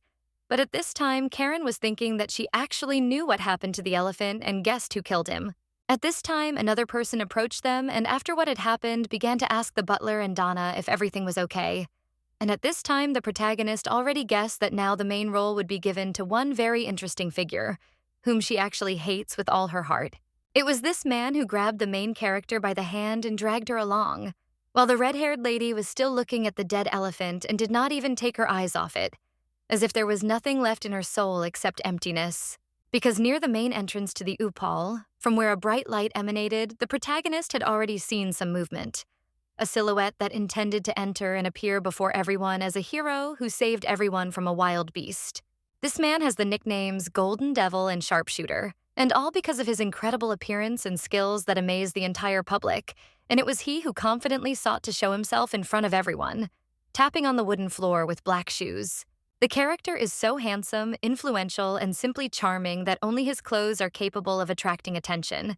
and all because they had an expensive color, fabric, and gold ornaments, and he was holding a personal gun in his hands, from which he had previously fired. And the main character was thinking about Raymond, the same blonde guy with bright green eyes, who has not only a charming appearance but also excellent shooting skills, which is why Isila fell in love with him. And according to the plot, he is Karen's fiancé. But for now, she doesn't know her name. This is how the circus performance ended, which the main character initially really wanted to go to. But later, it was he who led her with the most hated person for her. But when this happened, evening came and it was time to return home. And along the empty road, on which there was not a single person, the main character walked with quick steps, thinking that this had been brewing since the very first page of the work. so she was not even surprised and even less happy when she saw him. Remembering that very moment when the blonde named Raymond looked at her with his burning eyes, the lady realized that from that very moment, everything would go down the drain and turn into a real hell, and she herself would die, because of which the world would come to its end, because of which she hated it. And at that moment, when he appeared before everyone as a fair-haired hero who could shoot an elephant on the first try and save everyone, and while other people were looking at him, including the butler, the red-haired lady decided to run away, so as not to even talk to him. In her head, she remembered that moment when she had a nice time with Donna, trying on hats on her head and smiling, realizing that now she had to seize her last chance to fix everything, or at least change, because what Donna had told her earlier had incredibly amazed her. The thing is, she also remembered how Donna looked at her with a smile and told her about the mysterious Madame Dear, asking the protagonist why she didn't remember her, because she was her mentor 8 years ago. But now she sees Dear as her chance to change everything. And now she looked angrily ahead and wanted to run away from the circus as quickly as possible, to try once again to destroy the plot and take control of everything. But now she has at least a small hope that everything will work out. She also remembered the elephant with large tusks and colorful patterns on its head, realizing that she had seen this animal for the first time in 100 years. But it had died, and she had not, which meant that for her, this could be a sign that everything could work out. She even imagined how the dying beast was on the page of the book and was bleeding, as if he had now sacrificed his life so that the strength to fight for herself and be free would be born in the protagonist's soul. Thinking that she would find another way out of the situation, she decided to run to a mysterious and dark alley, at the end of which a dead end with a door was visible, where the lady looked, exhaling and inhaling air again. Karen looked angrily at the alley and indignantly realized that she remembered this very place, and unfortunately, it clearly did not carry anything good in it, because now, when the lady looked at it, she remembered the events of the past. She remembered how in one of her lives she had been attacked in that quiet and deserted alley by 2 men, one of whom had laughed at the girl and held her hands, and the other who had mocked her, already preparing to rob the rich lady. But now she raised her head up and sighed calmly, looking at the sun and thinking that she still had a little time, and besides, she had already met Raymond, and that was the worst thing that could happen. Now she could not be afraid of anything, and she decided to go along this very road even though she knew about the robbers, because at the end of this dark alley she saw a modest and small house, which was what she needed, because the mysterious Madame Dear lives in it, and she can help her. However, she did not even have time to take one step forward towards this house, because right before her eyes a large male hand appeared, and also a cheerful voice of a stranger was heard when he asked the lady where she was in such a hurry. The lady immediately looked at the hand with disgust and incredible anger, because she suddenly realized that she did not even have time to take a step forward, hoping that she would have time, because those who wanted to rob her already wanted to fulfill all their plans. In front of them were the same guys who had robbed her before, smiling and at first very friendly, and therefore circling around her, telling the lady that they saw that she was from a rich mix and therefore wanted to ask her for something. But Karnan was in no hurry to respond to them with mutual politeness. Even when one of them touched the angry girl's face with his finger, she remained silent, while anger was already accumulating in her soul, and the guys cheerfully asked her how old she was and whether she had a husband, without even telling their names or modestly introducing themselves first. With a sharp movement of her hand, the red-haired lady silently forced the dark-haired guy's hand, which they both instantly resented, and the protagonist irritably realized that she had fallen into the same trap for the second time. And when she once again thought about why everything was happening this way, whether it was a result of her going to the circus and whether there would be real changes, one man touched her again and even took her by the cheek, slyly asking the girl what she was thinking about. He looked at Dao with a smile and confessed to her that the longer he looked at her, the more he wanted to do something terrible to her. But upon hearing this, his friend became indignant and hastened to remind his friend that the daughter of a lord was in front of them and they could get into trouble. He also shouted to his friend that in front of them was not just a lady with unusual red hair and purple eyes, and not even a simple daughter of a lord who was the heir of the Hare family, but also a lady blessed by God. Because of the guy's words, the lady remembered herself as a child, when her mother held her and when she was still a small baby with short hair and cute eyes, and even then she was called the luckiest woman in the world. But now, remembering all her lives, the protagonist just laughs, imagining herself completely alone, faceless and so empty that there was not even a hint of sadness, despair, or anger on her face. The lady realized that she had become so lucky that now she could not even lose her life of her own free will. She was pulled out of her thoughts by a sharp push from the man, because he grabbed her by the arms and hung over her, smiling and saying that he would let her go because she was the daughter of a lord, but for a certain price, which made the red-haired lady become even more indignant. Having ordered his friend to find the lady, the brunette continued to hold the main character's hands even when she screamed at them to let her go. But at that time, the fair-haired stranger was already touching her dress in order to find her wallet. And Karen realized that she shouldn't have gone down that path when she heard and felt how the stranger's hands tore the fabric of her dress without hesitation, thanks to which he would be able to find the bag, expecting to receive a large amount of money from it. Having discovered the main character's wallet, the fair-haired guy began to examine it closely and even turn it over, becoming increasingly surprised that it was empty when the protagonist fought with what was holding her hands. Namely, she grabbed him by the hair and threatened to kill him. And only after the brunette's partner was completely convinced that he had found nothing in the wallet, he showed the find to his friend and told him that there was nothing in the wallet, which made the guy instantly indignant and angry, asking how this was possible. Realizing that they would get nothing from the beautiful-looking lady, the brunette let her go, which is why she moved away from them a few steps. And at this time, the partners began to get angry at each other, because earlier one of them himself said that the red-haired lady was the daughter of a lord.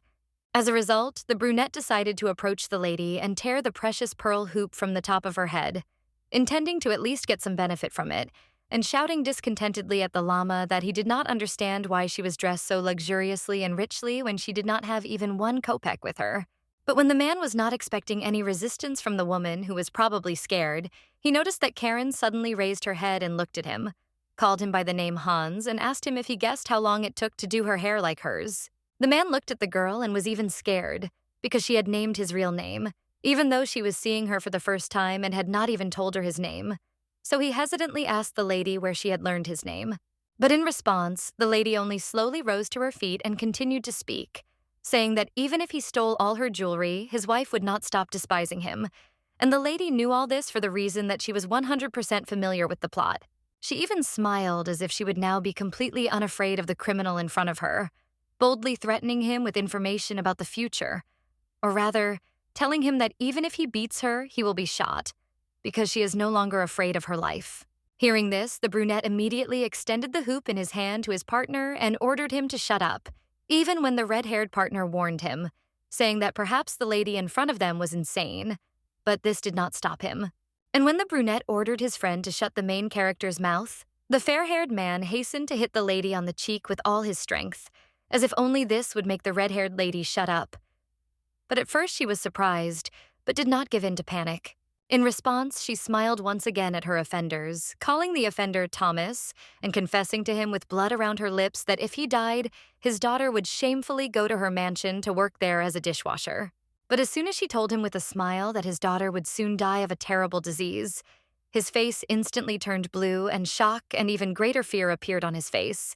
which was mixed with indignation, a desire to take revenge for the cruel words. And when the girl with purple eyes saw that her words made one of the guys pull out a switchblade from his pocket, she suddenly became more serious and angry, asking herself in her mind if the end would really be the same again. And by the words about the same end, she meant exactly that once again she was saved by Raymond, who appeared literally out of nowhere and saved her from 2 robbers, hugging and pressing her to himself. But at that moment, they looked at each other as if they did not feel anything. And so she ordered the fair-haired guy to quickly kill her and do it as quickly as possible, while the stranger himself was trembling and could not decide to move his hand, forcing the node to slide down the throat of the protagonist, who in fact so wanted to end everything as quickly as possible. The guy's hand was shaking and he still couldn't bring himself to make a sudden movement, causing Karen's neck to bleed, which is why the red-haired lady even yelled at him, telling him not to hesitate, because in fact, Raymond was about to show up here and ruin everything. Already with a wound on her cheek, she looked back and already felt the approach of Rayon, who again wanted to be an unnecessary savior for her,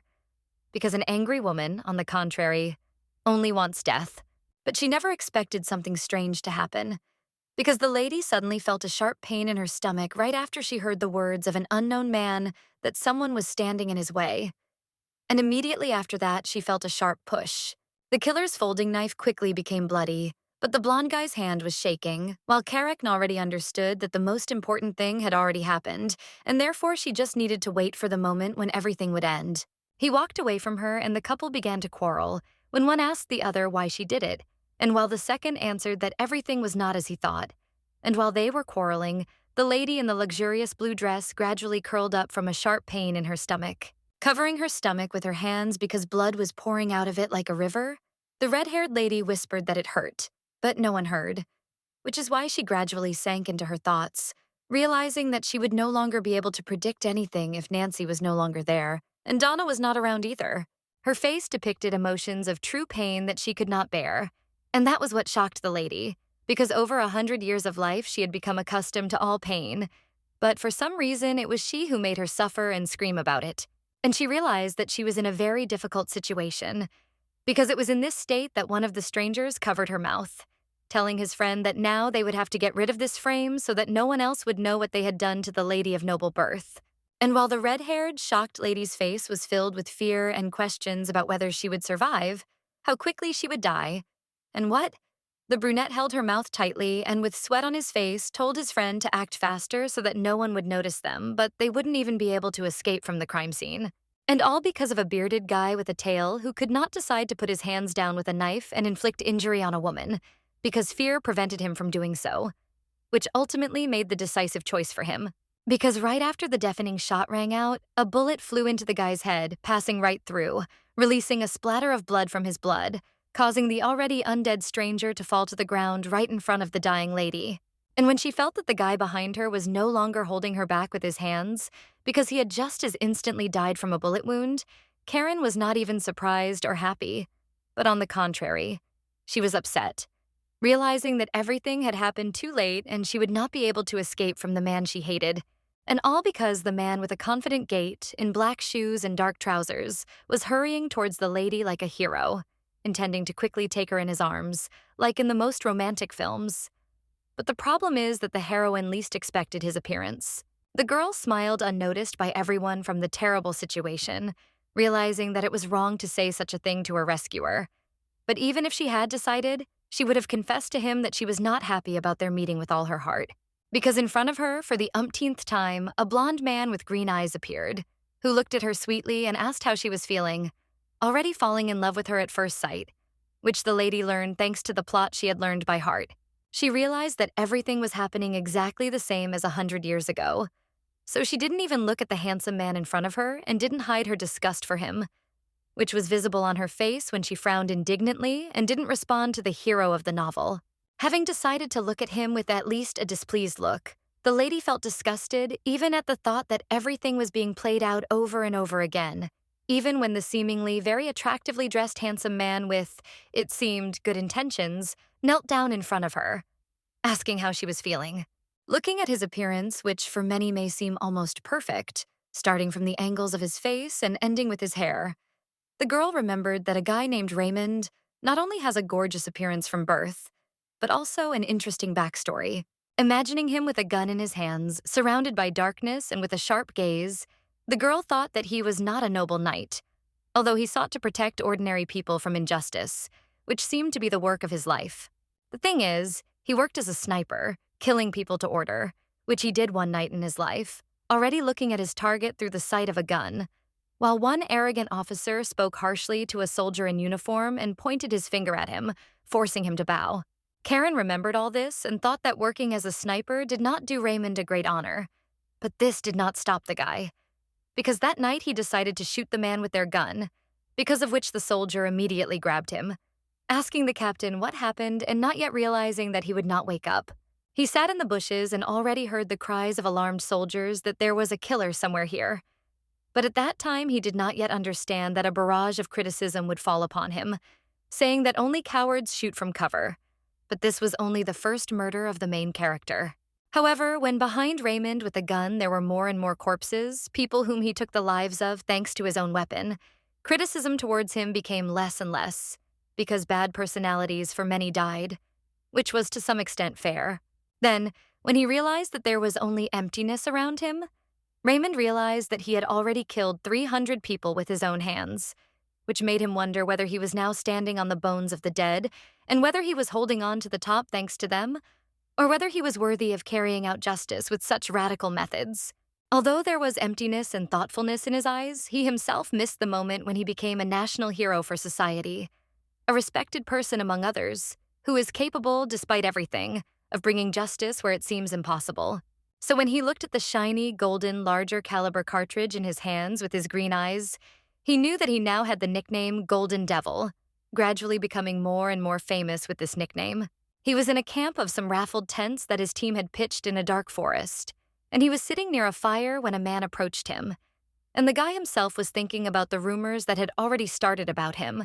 that he had sold his soul to the devil for excellent accuracy, which helps him always hit the target. Raymond himself also did not notice how everyone began to treat him not with contempt, but with respect, because even the soldiers passing by looked at him with blushes on their faces, smiles, and embarrassment. And even the gray-haired man who was always next to Raymond, because he was his subordinate, sometimes smiled, watching the reaction of unfamiliar guys who did not even know Raymond by sight, but already respected him. After that, he handed his master a plate of dried meat, telling him that although it was simple food, he might like it. But the blonde simply took the dish with the plate in his hand, thanking his partner for his concern. A guy with golden hair, which only played beautifully in the light of the fire, slowly developed in the wind and swayed, while he himself slowly chewed dried meat, doing it in complete silence, which did not at all indicate that he was cruel. But suddenly, the blonde looked at Zenon and told him that tomorrow by 2 o'clock in the afternoon he had to be at the destination. This made the man take the gun in his hands and think about why he said this, because Raymond always goes on missions alone. The blonde never answered his gray-haired friend, but simply offered his colleague to take the wounded soldier, while Zeno himself thought about how his master always took care of his servants and comrades, not considering them those who should serve him unquestioningly. And now, when it was already dark outside and the stars were visible in the sky, the blonde man carried the wounded Karen in his arms, who was thinking and wondering why he was the one who was destined to meet her. He was always followed by his faithful servant named Zeno, who this time found himself next to the carriage when the hero, with the red-haired lady in his arms, ordered him to carry water and bandages to dress the wounds, which Zeno hastened to do first. And the blonde calmly sat down with the main character in his own carriage, intending to do only a good deed because he was already waiting for the moment when the servant would bring him bandages and other supplies to help the lady. However, when Zeno ran away from the carriage to bring his master what he ordered as quickly as possible, she wondered why the guy decided to help the lady if he usually doesn't even wander the streets of the city. And when Zeno looked closely at Raymond, he clearly noticed that there was a sly and insidious smile on his face, albeit unnoticeable to everyone else, which is why he assumed that he himself had wounded Karen for his own purposes. Sometime after everyone had sat down in the carriage, with Karen lying on Mr. Raymond's lap, and the butler and Donna also in the transport, everyone was heading home, as they had already been in the city for too long. The butler silently glanced at the suspicious Raymond, while Donna, with a blush on her face, could not tear her eyes away from him, saying that she had already treated Karen's wounds. But now she had a couple of questions for the guy himself. The lady with green eyes dared to ask the blonde what he was doing on the territory of Lord Hare, that is, the father of the main character, which the main character also asked him, as if irritated by his presence. But the guy only answered with a sly smile. He said that it was his personal business, which made the red-haired lady on his lap even more angry, realizing that the guy next to her increasingly seemed to her not a simple hero, but a cunning charmer. However, when the guy admitted that he was also here for the reason that his fiancée was also here, Donna suddenly blushed, asking who he meant, and the butler Bowen only became even more angry. But when he told everyone loudly and clearly that his bride was Lady Isila Evans, everyone suddenly fell silent and admired nothing anymore, which was evident from Donna's painted face and Bowen's angry expression. This only made the main character smile and sigh as if she was now mocking Raymond's behavior and manner of speech,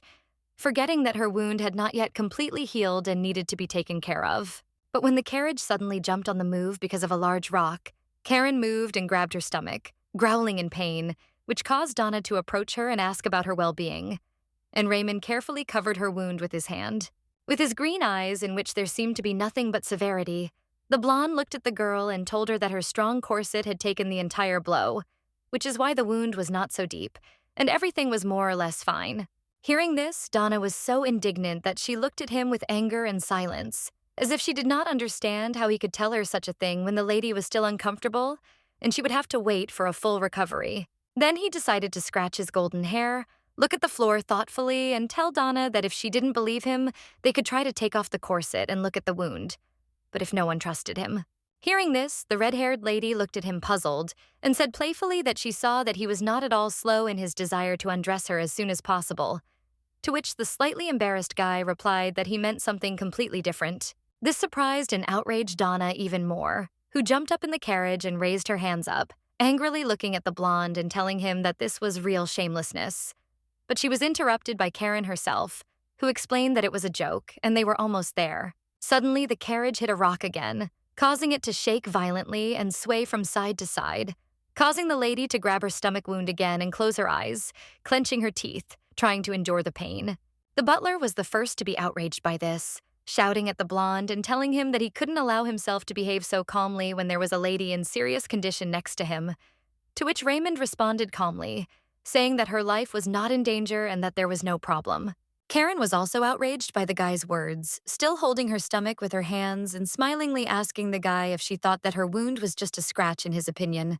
which was not even serious. Now the guy was trying more to joke or tell his opinion and to apologize, explaining that he didn't want to seem rude or respond with anger, because in fact he just wanted to tell her that the wound wasn't fatal and she could recover. In response, the red-haired lady only turned away from him with furrowed brows and replied that she didn't mean to be sarcastic and therefore apologized for her words, also warning everyone that it seemed she was about to lose consciousness. Only then did everyone in the carriage fall silent, allowing the main character to enjoy the silence, and Donna sat down on her knees in front of her because she is trying to help Karen more than anyone else and is worried about her as if she were a dear friend. She even began to cry right in front of the lying Karen and blush, looking at how difficult it was for the mistress to experience pain, which made the perplexed protagonist wonder why her servant was shedding tears over trifles. But when she looked at the face of the blonde Raymond, who sat quietly in the carriage and did not move, she saw a completely different picture, because he simply looked at her without any emotions of pity or worry. He asked her with the same indifference about her health, as if he did it not out of empathy, but out of politeness, which is why the red-haired lady was surprised to hear only such calm words about her health when she couldn't even get up normally. The discouraged lady looked at the blonde man in amazement and admitted to him that if she was bleeding now and could not cope with the pain, then everything was fine, which is why Raymond apologized again, closing his eyes in slight shame. When the guy plaintively explained that he didn't know how to take care of people and support them, the red-haired lady only sighed in irritation and realized that Raymond was just another victim of the plot, and he didn't deserve her anger. And when the guy had already decided to calmly admit to her that he hadn't been out anywhere for 10 years, a current seemed to run through the protagonist's skin, and she suddenly realized that she was dealing with someone who really didn't understand a lot of things. She decided to put her head on his lap, rather to say that she had a lot of fun with him, which surprised the blonde and even asked the girl what she meant. But the lady never answered him. The lady decided to just look away and think about something of her own, because it seemed that conversations with people who were not interesting to her no longer brought her pleasure, especially since the blonde seemed completely empty to her. In her head, she remembered the Elan, big and beautiful, realizing that for the first time she saw such an amazing animal, which, instead of obediently showing tricks, decided to rebel and try to gain freedom. Remembering also how demonstratively and majestically he raised his trunk, the girl understood that she herself could not believe that somewhere on Earth such beautiful and amazing creatures, striking in their grace, walked. This is exactly what the girl told everyone in the carriage. Or rather, the smile never left her face when she told everyone that she had seen an incredible spectacle today, not even the elephant itself, but the graceful tricks of acrobats and other performers, which made the lady even feel happier. And then the blonde smiled just as sweetly, closed his eyes and confessed to the heroine that he was now happy for her, and he also confessed that he also liked the elephant, even though he had to shoot it after the show. However, Donna still couldn't calm down, because tears were still streaming from her eyes. She blushed and looked at the floor in embarrassment, telling Karen that if she had never seen an elephant before, then it was all her fault. She couldn't stand it and burst into tears, confessing to the girl that it all happened only because of her, and that it was she who suggested that the lady go to the circus. But Karen, lying on the couch, calmly told Donna to be quieter, saying that everything was not so. Karen looked at her calmly when Donna told her that she didn't even know what would have happened next if Sir Raymond hadn't come to her and saved her from the robbers. But the mere mention of the guy who was annoying her slightly irritated the heroine. But when the crying blonde lady in front of her with hope in her tearful eyes said that this was fate, Karen suddenly realized that there was nothing around her. And just one word from the maid made her remember all her lives. Then the lady looked at Raymond's gray-haired personal servant named Zenon, and remembered that the characters followed the script, perceiving the development of the plot as something natural. But now everything was completely different. And when she also glanced at her personal butler named Bowen, she guessed that they probably perceived everything that was happening as completely correct, a fate that was predetermined for everyone. But the protagonist did not agree with this. The sad girl lowered her head and in the darkness suddenly realized that only one word, or rather fate, made her doubt that she had all the best in herself. Therefore, looking down, she realized that she wanted to take revenge even for her pain. Karen realized that she would no longer tolerate the abuse from an unfair fate, and with a sharp movement, she forced her hand in a black glove to jump away from Donna's palms when she held them, as if supporting them. Addressing her by name, the protagonist grabbed the girl's head with her hand, thus forcing her to come closer to her as if to ask a sharp question. Coming as close to her as she could, the red-haired lady smiled, looking at Donna and asking her if she thought that fate was being rather cruel to her in that case, because today she had almost died twice, and that alone had scared Donna incredibly. She even raised her violet eyes to Sir Raymond, who had been watching the lady's actions all this time, and asked him if she was right in her judgments, asking it too insistently and angrily. At first he answered the main character, "That's right," looking down and saying it with uncertainty. But after that he said, everything is not so, and he has one thing but regarding this issue. Then he looked at the red-haired lady with his green eyes and honestly, with severity, said that despite all the most terrible things that were happening to her, it did not even frighten Lady Hare, which is why he considered her very suspicious. The next day, when the main character along with the others successfully reached home, one of the main characters in the story was in the Palace of Cair, in her room, where there were dresses scattered all over the bed on the back of the bed. And it was Isila who was to blame for the disorder in the room, because every dress that she did not like even a little bit, she threw away and threw on the floor, ordering the servant to bring a new one, because they were not too smart or not too pretty. The maid was still next to her and showed her a variety of dresses, asking the heroine if she liked it, which made Isila even more indignant, saying that it was incredibly simple and therefore did not suit her. She indignantly told the servant that simple people like her had absolutely no taste in clothes, which caused the servant to sadly lower his head and apologize to the mistress, feeling indignation inside himself. But suddenly, Isila's choice of dresses was interrupted by her father, who decided to demonstratively knock on the door and look at his daughter, telling her not to be so arrogant and to choose what was offered. However, as soon as Dad appeared, Isila immediately decided to pounce on him with hugs and tears, which is why he asked what was wrong, to which the girl answered him with sadness, saying that her beloved Sir Raymond saved Karen the other day. The blonde did not understand his daughter's worries and therefore looked at her with contempt, saying that on the contrary, it was good, because he, as a person known to everyone, taught the knights an example of how to act in special situations. But this did not calm Isila down one bit, who still hugged the couple and told him that it seemed that Raymond had fallen in love with Karen more than with her, because she was already sure that Mrs. Hare was several times more beautiful than her. The lady dared to turn to one of the servants with an indignant expression on her face and confessed to her father that she was already sure that everyone in this house was waiting for this to happen. But the servant frowned, not giving any sign that she was eavesdropping on their conversation. Hearing this, Isila's dad decided to laugh, saying that if you think about it according to her logic, then Sir Raymond can fall in love with any girl he meets and arrange a harem for himself.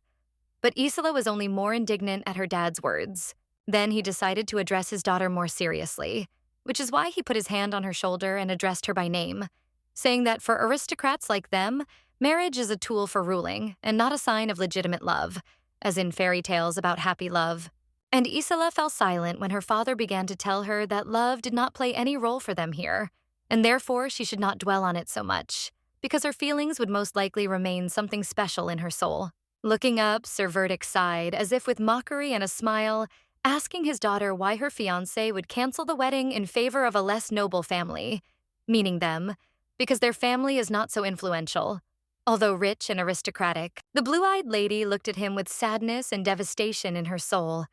silent when Dad tried to convince her that such a scenario was very difficult to imagine, because Raymond was not the kind of person who would choose her when he could marry a more influential and aristocratic lady, like a hero of the people. And she got angry at her own father, looking at him with malice, because when she tries to tell him about her feelings, but he begins to explain to her all the subtleties of the aristocracy, and that those around her seem to want only benefits, like him, although no one is sure of that. Isila's father seemed to have read her thoughts because he suddenly made her raise her chin, because he grabbed her face with his hand, which surprised and frightened the always dissatisfied and arrogant girl, who already felt that her father wanted to tell her something. He leaned towards her as close as possible and spoke sternly, saying that since her arrival here, she had been behaving too naively and nervously, which frightened the lady more than anything else.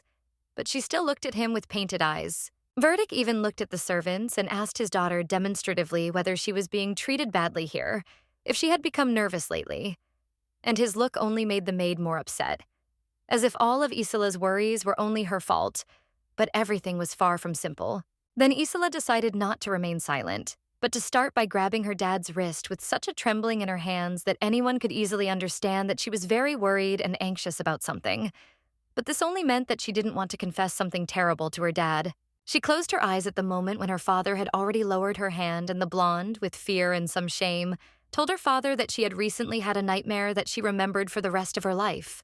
because even now it sent chills and goosebumps through her body. Namely, she decided to tell Dad about that very vision, very realistic and scary, confessing that she saw in her room the corpse of Nancy, the same maid who serves Mrs. Karen Hare. Hearing this, Isila's father, for some reason, did not fall into horror, and most importantly, was not even surprised, but was slightly puzzled, looking at her and asking her if that same maid really existed in reality, which did not calm her down, but only alarmed the blonde even more. Being calm, he decided to calm his daughter down too. So Verdict put his hand on his daughter's shoulder and made her sit on the blue sofa, asking her why she didn't call that same maid to be finally sure that she was alive or not. But Isila did not even raise her head to him, as if from incredible fear and embarrassment, she was not ready to open up. So with her head down, she told him that the maid immediately after the vision disappeared somewhere, or rather, 2 days after they arrived at this terrible house. Hearing this, Verdict was surprised and now became wary, also sitting down next to his daughter on the divan and answering her that quite a lot of time had passed since their arrival. And also he did not finish his sentence, as if his thoughts were louder and he did not know what to say. And Dad continued to be near his daughter, who, it seemed, did not calm down, but only became more worried, trying to sit closer to her father and tell him what for her was a real nightmare in reality. Her face showed genuine horror and confusion, because she confessed to her dad that she had not seen Nancy since she had seen her corpse, which terrified her so much that she could not live peacefully in this seemingly ordinary mansion. And while Isila was worried even more and confessed her fears to her dad, the main character was in a bright room, into which the morning light penetrated, which decorated a variety of snacks with dishes and cookies with muffins. And the red-haired lady stood in the middle of the room doing nothing, while the head maid with a neat hairdo put a corset on her waist and told her that it was not worth changing maids as often as gloves, to which Karen agreed. Sighing, the lady with the monocle looked at the protagonist's back and told her that despite all this, she should seriously think about who would become her personal maid after Nancy, if she was no longer there. And it was the head maid named Helen who told her this. Helen also told the protagonist that Donna was not yet ready to be near a noble lady, as her personal maid and the girl behind Helen was indeed unsure, looking at the floor. But Karen still asked,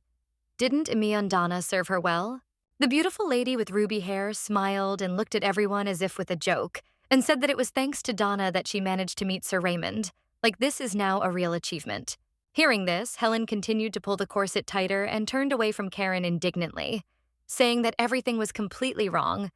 But in response, the protagonist only said with a smile that today she would even have dinner with him. With a sneer, the red-haired lady admitted that Donna had helped her meet her fate, which caused Helen to immediately look at Donna indignantly and ask if that was true,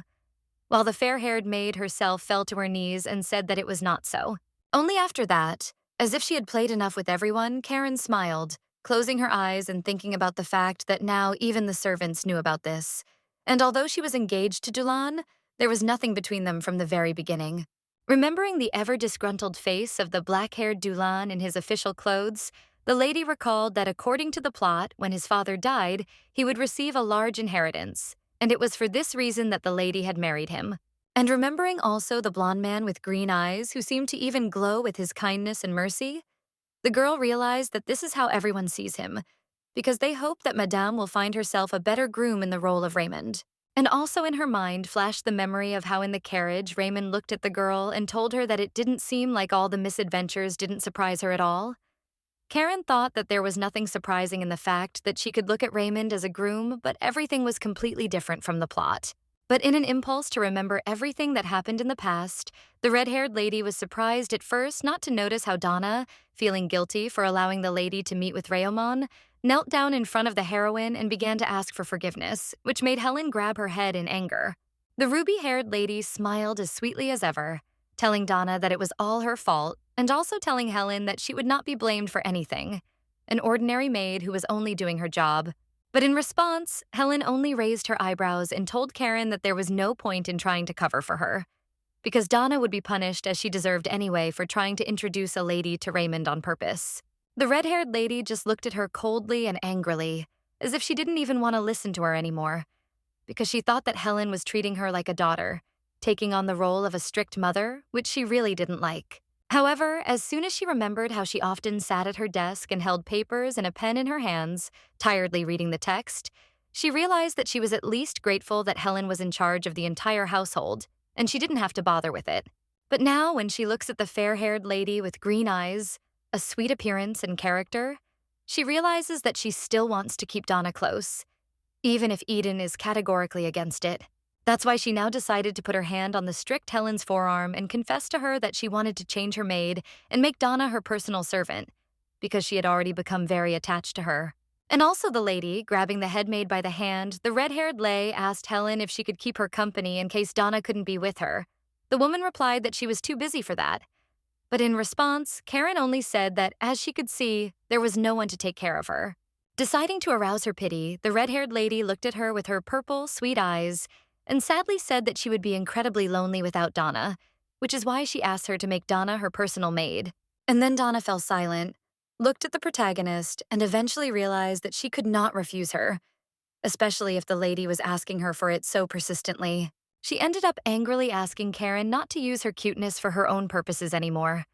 But the red-haired lady was still happy, realizing that the head maid would allow her to make Donna her personal maid, which is why she said that she would not do it anymore. After this, when the lady turned away from Helen, who said goodbye and said that she didn't understand what was going on in her beautiful and charming-looking head,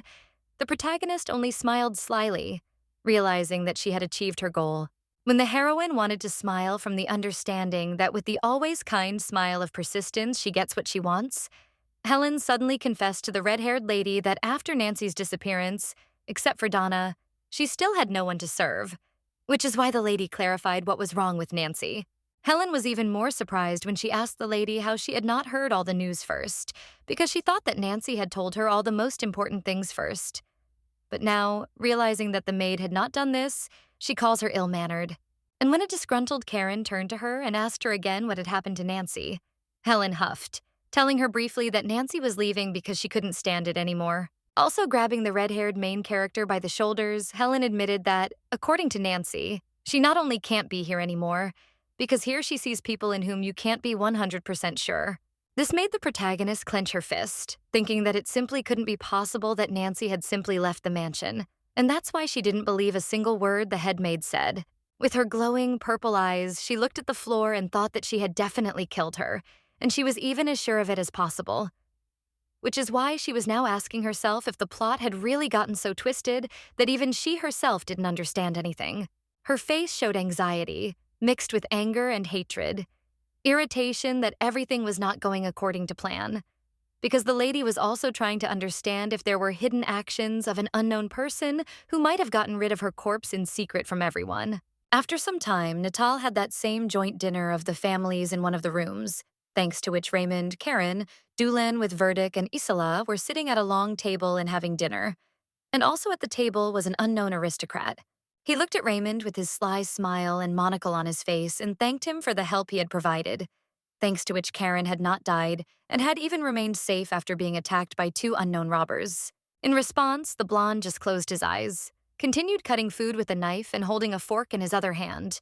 telling everyone that he should have come to the rescue earlier, because in that case, Karen would definitely not have suffered. The main character also expressed her gratitude, smiling feignedly at the knight and telling him that he was a real hero, although in reality he was boredly thinking about how everything was happening as before, dull and monotonous. In her head, she still remembered how he looked at her in the carriage with his angry eyes. It seemed like he guessed something, but now the lady hurried to calm herself down, thinking that most likely he was overexcited at that moment, and in fact Raymond had not changed. The red-haired lady seemed to be cutting a dish on a plate with a knife, and it seemed that nothing was bothering her. But she was thinking hard about the fact that it seemed that the whole situation with Nancy had thrown her off track, and that was why she began to see things that didn't really exist. And Karen realized that Isila had changed a lot too, because the blonde suddenly turned to Raymond and asked if he didn't find it contradictory that the best wine was made in monasteries, since in fact wine was not spiritual. In response, the golden-haired Raymond told Isila that the priest was the one who knew the most about this matter, and so he looked at Dulan, who was sitting next to him, who immediately became surprised, asking everyone if they were talking about him now. And Dulan was in no hurry to answer the guests' questions directly because of the embarrassment that he felt, and he looked away, even though he was holding a glass of wine in his hands and saying that he needed to think, although in fact he was not just embarrassed by the large company of people. And his words were interrupted by a man with a monocle who was also sitting at the table and coughed into his hand, telling everyone that the inability to control oneself is a sin, but a taste for good wine is not such a serious crime as everyone thinks. He even turned to the murderous Lady Evans, who held a glass in her hand and looked at them with her mouth open, when the gentleman asked her whether she considered everything that they did every day to be unspiritual, if she also called wine sinful. Everyone looked attentively at the beautiful dishes on the table, the perfectly roasted steaks with magnificent sauces, the glasses of red wine, when the gentleman asked everyone why they did not consider it a sin to eat so richly, and whether it was necessary to distinguish between these concepts. He looked at Isila and asked her with complete seriousness, as if she had said in her own words that there was too much food on the table, and he also asked her where one could find the line between wealth and poverty in the world. And her father began to smile slyly when the blonde decided to lean back in her chair with a glass of wine, and with her chin raised high, answer everyone that, in her opinion, the measure that can be relied upon is the way of life of ordinary people. She also looked at everyone and with complete confidence said that thanks to her studies of the particular network of the place where she now resides, she came to the conclusion that these lands need systematic changes. All the guests and hosts of the house were sitting at a long table and listening to the conversation, when the gentleman with the monocle asked Isila whether her statements had any valid grounds, to which the blonde answered that of course they did. And the red-haired lady listened to their conversations, simultaneously putting pieces of the dish into her mouth with the thought that it seemed that Isila also did not want to sit still if she herself started a conversation on rather adult topics. Looking attentively at how Isila, smiling, told everyone how she had recently conducted a study, looking at a stack of documents with the necessary information, Karen already understood that the blonde had a mission to show everyone that she was worthy of being the mistress of these lands. But the heroine mostly didn't care how and what Isila was trying to achieve, because she didn't surprise her at all. So she sometimes glanced at Raymond and wondered with a glass in her hand whether the blonde would like her activities. She was looking at him at the moment when Raymond was calmly eating pieces of food on a fork with his eyes closed and simply listening to Isila's words. But Karen understands perfectly well that such an honest person like him loves dignity, and not to come in with money, which is what the blonde is aiming for. She also looked at Isila's father, who, sipping red wine from a transparent glass, glanced at his daughter when the protagonist remembered that, unlike everyone else, Verdict had neither honor nor the dignity that every self-respecting aristocrat usually has. After listening to Isila's monologue about how she was aiming to develop these lands under her control, the gentleman with the monocle clapped his hands and told Verdict that his daughter would definitely make them all nervous, to which the blonde's father responded with a smile, perceiving the aristocrat's words as a joke. Hearing that her dad began to shower her with compliments about how his youngest daughter was incredibly erudite and inquisitive, the blonde proudly raised her chin up, showing everyone that she was the most worthy person at the table. That's why the red-haired llama looked at her with incomprehension and rejection, as if with hostility, asking herself whether she was being praised too much, also holding a glass of wine near her face as if everything was actually fine, and she was just listening to everyone. but suddenly she decided to put the glass of alcohol on the table with a loud bang, looking at Isila with a smile and confessing to her that she didn't know that she valued moderation so much, although in fact she was playing along and deliberately feigning politeness. In response, the blonde began to smile in exactly the same way and put her elbow on the table, looking at her interlocutor with exactly the same fake grin on her face and telling her that culture should come from the very top, meaning herself. And then she even decided to tell everyone out loud that she didn't think that her dresses and jewelry were in excess, or rather, something that was unnecessary. And she looked at Raymond with a smile and asked his opinion on this matter, as if she wanted to hear his voice in the conversation. And Raymond, realizing that now everyone, and especially Madame Isila, would demand an honest answer from him, slowly raised his hand to wipe his mouth with a white handkerchief. But he was also already beginning to tell that his brother had taught him one important thing in his life. And when Raymond finished his sentence by saying that it was his brother who taught him never to interfere in women's affairs, Isila smiled even wider and sweeter, as if showing the blonde all her beauty,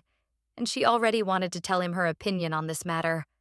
But Raymond did not let her begin. The thing is that the blonde lowered his hand with the handkerchief and looked angrily at everyone, telling Isila with severity that when she becomes his wife, he, of course, will have to interfere in her seemingly feminine affairs. Then Isila fell silent, looking at Raymond no longer with such delight and admiration, but with apprehension, as if a chill ran down her spine and she seemed to understand that Raymond was not just a knight with golden hair, but a strict person towards everything, even towards her. She never said anything against it, which is why Raymond simply began to drink wine from a glass with incredible calm, when the blonde sometimes glanced at him and was already afraid to express her achievements, or at least brag about them. And not only she fell silent, but also the gentleman with the monocle and her father, who began to be awkwardly silent and occasionally cough, trying to dilute the awkward silence with at least some sounds. Otherwise, the previously lively communication would turn into a simple, silent dinner. Also, the most embarrassed of all seemed to be the already shy groom of the main character named Dulan,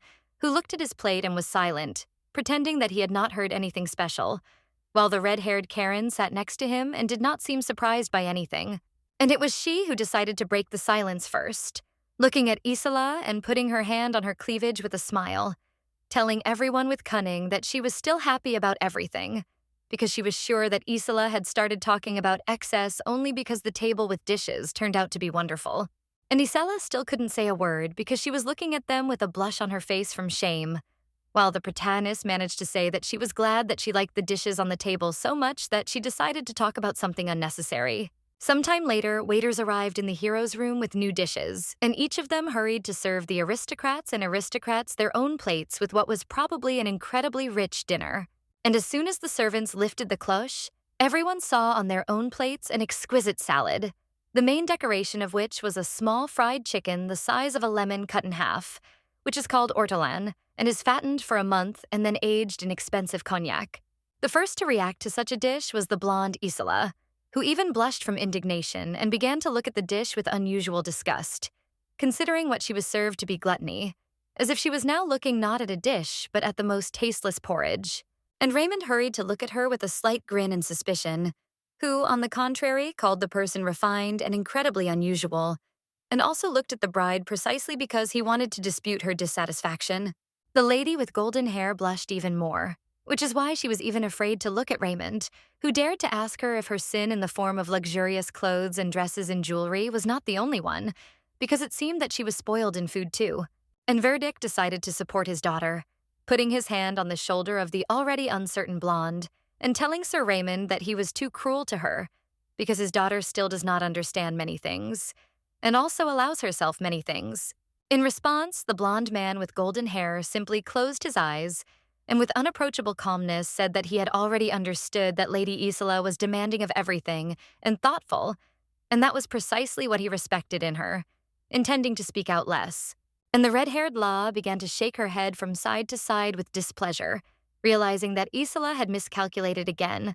which is why she was now sitting on a chair with despair and sadness, when even her dad could not support her or encourage her, even if he stroked her back. However, it seems that Verdict noticed the strange reaction of the main character, which is why he looked at her as an enemy, also thinking that Mrs. Karen is definitely against Isila and will help say such provocative words in order to hurt her. And then he seemed to decide to teach Karen a lesson for her behavior and suspiciousness, because he began to thoughtfully tell everyone that in fact his daughter had a couple of reasons for concern, which he remembered, and others immediately paid attention to. The first to speak was the gentleman with a monocle, who was holding cutlery in his hands and said that he was not surprised about this, because the daughter of a good businessman can have many reasons to be constantly busy.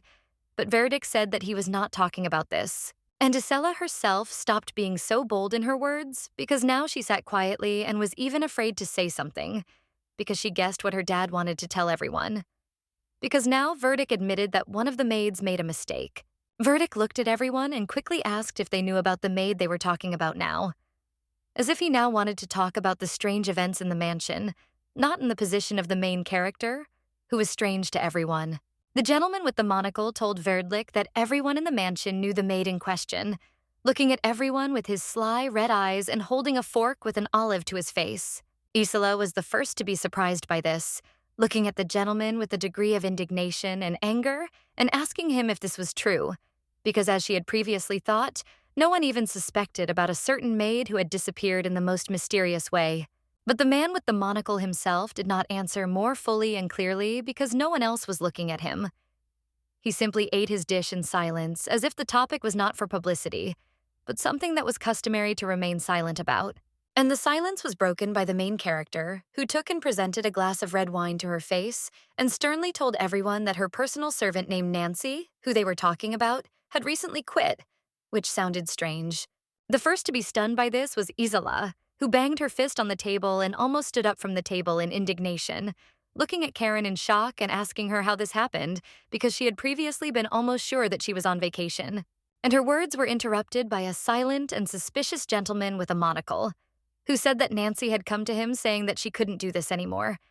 And at that moment, he was slowly bringing a fork with a small fried chicken to his mouth. Looking at the overly suspicious man with a monocle, who is actually the heroine's father, Karen watched as he chewed his food and enjoyed its taste, while the protagonist thought about who he saw on that fateful day and who he talked to that he was behaving so strangely. Clutching her fork in anger, the red-haired protagonist looked at him with silent, quiet horror and shock, wondering how he could talk to his daughter and hear her voice if she killed her with her own hands. She did not react to the gentleman's words in any way, but simply changed the subject, playing the role of a naive llama who looks at the table with sadness, telling everyone that the incident made her sad. But Karen's father said that there is nothing wrong with silence. And hearing this, the fair-haired Verdict only sighed and told everyone that at least the issue was resolved, and therefore there was nothing more to worry about, as if he completely believed the master's words, although in fact he did not believe anyone present. He gently pushed his daughter from behind and hinted to her not to be so tense anymore, telling everyone that they could calmly enjoy their dinner. But Isila didn't even seem to want to eat anymore, because she seemed to be sitting on pins and needles and was terribly afraid of something. Taking a closer look at the dish, it even smelled and looked perfect, because the chicken has a rich and appetizing color, which, combined with the berries and decorative foliage on the plate, looks expensive and rich. It was at his own dish that Verdict looked, remembering that a dish containing a quail carcass was quite aristocratic and rich. But despite all this, in his estate, he usually ate such 3 times a day, and he decided to try the chicken, which made him frown, realizing that he was trying not just meat, but something delicious, because the potatoes with which it was served melt in your mouth and the meat is soft, with fruity notes and perfectly fried, which is why even the bones break easily. When the aristocrat was enjoying the dish and trying to figure out what the dish was seasoned with, which is why it tastes so great, suddenly one aristocrat approached him, asking what he was thinking about, which surprised Verdict. He laughed, telling everyone that it was so delicious that he began to enjoy its taste, which made Karen's father put his elbows on the table and smile, telling Verdict as a joke, but he says it to praise. Hearing the strange words from the gentleman, Verdict looked at him with suspicion and anger, thinking that while he was holding a fork in his hands and calmly eating a dish, he understood that he did not understand the value of these lands or the excellent taste. He decided to ask the gentleman with the monocle if they could somehow serve her such a dish at the table, which caused the guy with blonde hair to wave his hand and answer that unfortunately, there were no more birds left on the farm for this. Verdict said that in that case, he wanted to personally speak with the chef who prepared the dish, which is why a surprise chef soon appeared in front of him, asking Mr. Evans how he could help. At first, the gentleman with golden hair and a sly grin decided to praise the chef's efforts, and therefore told him that the dish with the little chicken turned out incredibly tasty and unforgettable, to which the chef responded with gratitude, but still did not understand why the gentleman decided to invite him to his place just because of this. The aristocrat looked at the cook with his blue eyes and touched his chin, honestly admitting to him that he had never tried such bright dishes, and he did not recognize the spices in it, which is why he thought that this was the most unusual thing he had ever eaten. And it seems that the cook took the gentleman's words with embarrassment. Lad took the Gauld aside and began to simply stand in front of him with embarrassment, not even going to tell Verdict the method of preparation or the seasonings that he used for his dish. Verdict even took Povil by the hands and asked him if his preparation of the chicken was a secret, which is why he was silent. But it seemed that the gentleman with the monocle next to them wanted to say what the chef was so embarrassed to tell everyone. And then the true creator of the recipe decided to break the silence and admit to everyone that it was he who created the very dish that Verdict liked so much. But he did it with such embarrassment and with his head down, as if he was ashamed of it. And as soon as Verdict heard this, which the others also heard, he turned to Dulan with a stunned face, which the others did too, looking at the priest as if they really did not expect him to have such a talent. And while Verdict was aware that it seemed that Dulan was also helping the cooks with the cooking in the castle, Raymond decided to look at Dulan with a smile and thank him for the excellent dishes, telling him that it was a real honor for him to try such food and from such a person. He also looked at him with interested eyes and asked if he was a man from the Abbey of Avernus, because he had heard that great attention was paid there to health and proper nutrition. Isila also wanted to keep up the conversation, looking at her future groom with a smile and asking him why he didn't tell her about it earlier if he already guessed about such news. But the blonde didn't like it either. Then Raymond angrily explained to the blonde that he had long ago understood from her statements that she did not really like the cooking in this castle. However, unlike her, Verdict, on the contrary, did not agree with her, even if he thanked the cook for dinner. Raymond continued to talk with Dulan. Or rather, the blonde began to ask the priest polite questions. For example, whether the food he prepared had healing properties in addition to its divine taste. To which the minister modestly replied that it did not. Verdict looked at Dulan with cunning and anger, realizing that if his primary goal was profit, then he would benefit from a person like Dulan now, until he was married to the powerful family of Hare. That is, the main character. He wondered how he would first subjugate Dulan, which would be difficult for him. But then he remembered that his disgruntled daughter was sitting next to him and suggested that Dulan could be entrusted with monitoring the nutrition and health of the Evans family members. It seemed that Isila was the most dissatisfied with the fact that Dulan, a person who lived with the principles of proper nutrition and health, began to cook food for them, which is why she displeasedly asked everyone if anyone was sick, which is why they were eating this. But her father immediately ordered her to stop the inappropriate conversation. Karen's father put his fork down on his plate with an ambiguous smile and admitted that Dulan was not feeling well. So he asked Isela not to bother him with her provocative questions, because everyone seemed tired of each other. That's why she stood up from her place and told everyone that they would have to take a short break. And after that, he again invited everyone to the table, to which everyone silently agreed, because no one wanted to sit at a long table with enemies of each other. But Isila was incredibly indignant when her dad turned to Nancy's dad and told him that he was going to go for a smoke break with him, which suddenly made Isila feel uneasy, more and more sad, as if she didn't like anything that happened at the table. And after a while, she was alone in a lonely, quiet room, sitting at a low chair right in front of the mirror and asking herself why she was so mean, because the sadness in her head was growing more and more. Tears were dripping from her eyes one by one, and she didn't even wipe them away, because she was looking angrily at her reflection and wondering who she really was and why she needed all her wealth and intelligence if she didn't know what to do with it now. Sometimes she screamed with incredible rage and anger, first of all towards herself and towards injustice, asking the whole world with screams why they don't pay attention to her, when she invested a huge amount of money in her appearance and even hair, is rich and well-mannered, but all the attention goes to Karen. Looking at her reflection with hatred and the fear that it was all in vain, she screamed and told herself that she had spent a lot of money on cosmetics and dresses with incredible decorations. But only now she realized that the most important thing was missing from her, and a fleeting memory of her own father saying with a sneer and rolled eyes that for the nobility, marriage was just a deal flashed through her mind. But his words brought back to Isila something that had always hurt her heart. She looked down and suddenly fell silent. feeling tears roll down her cheeks as she remembered that in fact her father had never loved her mother, and therefore had told her about the futility of love for a reason. When she was very little and lived in a mansion, he often noticed how his father had a more beautiful woman and younger than her mother, with whom he hugged and kissed, telling her pleasant words about love, and at that age she already understood that that woman was her father's lover. However, her mother was not faithful to her father either, because Isila watched her mother smile at the butler and seduce him,